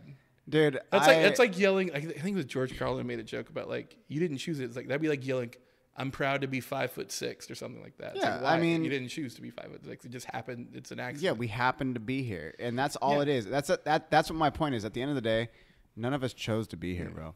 It just happened, and then that's what it is. So at the end of the day, I still love where I'm from. I love my country. I'm patriotic. But you would have the same love for like France if you were born there. 100%. Yeah, that's what I'm saying. Yeah. That's what I'm saying. Is like, yo, it's not like I'm not trying to be a dick or pick sides. That's why I'm not political. At the end of the day, like, I'll wear like something with an American flag on it. People are like, I can't believe you're wearing that. Like, what do you mean? What? I fucking was born in the United States, bro. Like, Los Estados Unidos was popping, son. Que onda? Let's go. In Espanol. Yeah, that's right. Let's go, baby. That's a funny way to be like, I'm so proud of America. And then just like saying in Spanish. Or United States of America was popping. No, I get it, but it just makes me laugh. Yeah, like, dude, let's go. Well, like, 'cause we're diverse. We're a fucking, at the core of it, I really believe that the United States represents something deeper. Because I've met so many people who are not from here who end up coming here that like have wanted to come here their whole life, or they are making a better life for themselves. And like Robert next door at the barbershop, bro, I walked out. One of my favorite memories of Robert is he was trying to put a fucking like the flag pole thing up on his cinder block wall, and it wouldn't stick because he wanted to put a flag outside of his shop. And I was like, yo, you putting a flag up right now? And he was like, yeah. I was like, yo, Robert, I fucking love that shit. He's like, I love America. He's like, fuck yeah. I mean, he didn't say fuck yeah, but he was like, I love America. Like, I've been working my whole life to get here, and now I'm here. He's like, I want to show my pride. I was like, yo, you put that flag up anytime you want, baby. I love it, Robert. Fuck yeah, baby. America, let's go. Like, it's exactly what you said. To him, this was like a promised land, or like something that was going to be a better life for him and his family. And now he's a business owner. He's right next door to me. Shout out to fucking, I actually don't really know the name of the place. But it's a barbershop right next to Caffeine and Green. So always go there and support. Scissors and Razors? Scissors and Razors. I think that's what it's called. Yeah, Scissors and Razors. And I just saw the sign walking in. Yeah, and it's like, bro, like, I fucking love that shit. No, I'm not saying don't have pride in your country, whatever, but I'm saying I don't get the diehard. Well, like the people who were like, we can't just let foreigners in. I'm like, that's literally how we were made based. America great. Yeah. That's why it's cool. It's like it's the melting pot. And people are like, well, it's just funny. It's like, no one's from like. There's only like, there's not that many Americans left. Those are Native Americans, and we did not treat them well. So like, now the guys, they're all in New Mexico. Yeah, the guys are all like, yeah, my daddy's been here since blah blah blah. I'm like, it's not that long. If you think you talk like a Scottish guy who's like, yeah, it's like your daddy's been here for what, maybe like 2 people. It's like, yeah, because the third person was back in the original country that you came from. You fuck, like, yo, come on now, stop this. Yeah, like, it's just funny where I get like, we're like, oh well, government spending blah blah blah. I'm like, well, why don't we spend a little less on like, do we need battleships anymore? Dude, all I'm saying is like, at the end of the day, like to wrap this up, at the end of the day, I'm about people. I love people. Didn't we start this by saying like during COVID we could lose like a couple? You said that. I You- didn't say you that. kind of I agree- definitely didn't say You that. kind of agreed that Nah. like, we could lose a few. Nah, at the end of the day, I love people. I want to fucking I want the best for everybody, even if I have qualms with you, like whatever. Do the best for you. Do the best for everybody around you. Affect people positively. And if you can't, tell those people to fuck off, and then affect the people that you can affect positively. And it's like, yo, I want the best for everybody, because at the end of the day, bro, we're all in this together. At the end of the fucking day, if the world were to end and all this shit, we're all going out the same. Like, bro, we're all one race of species. Like, and that's what I like. Dude, I don't give a fuck about where you were born. Are you cool? Are you a cool person? Yeah. Yo, do you have views? You like Trump? Cool, whatever. Like, we can find some shit to vibe with. I could definitely. You know what I'm saying? Like, Yeah. at the end of the day, to wrap it up, is like, I just want to fuck with everybody, and if I can't find something to fuck with you with, like, then that's okay. But I really feel like I'm able to talk to anybody and everybody, regardless of political views, religious views, anything. Because at the end of the day, we're still humans. I think the best way to You know go what through I'm saying? life is just with this very simple way of just being like, try your very best not to be an asshole. That's all you have to do to be like a decent person. Just like, hey, you're at the grocery store, put your cart back in that cart corral thing. Don't be a dick. Don't take up a parking spot with your cart. It's such a minor thing that people don't do. Hey, it's like you're drinking a Starbucks cup. Carry it for another 2 blocks till you find a garbage can. There you go. Don't be an asshole. Don't throw it on the ground, bro. Just little things like that in the world's much better. The problem is that people don't care. Those are the people I don't like, the ones who don't care. Be entitled. Not even entitled. It's just people who don't give a shit Nah, I'm not down with about that. like just little things like Just be a good person, man. like Just be a good person. It's not hard to like just be a little nicer. It's like, you ever see the movie Scrooge with Bill Murray? Of course, classic. The end, that speech he's at the end, I think is the best. Where he's just like, just be a little nicer. If someone needs something, be like, hey, I got you.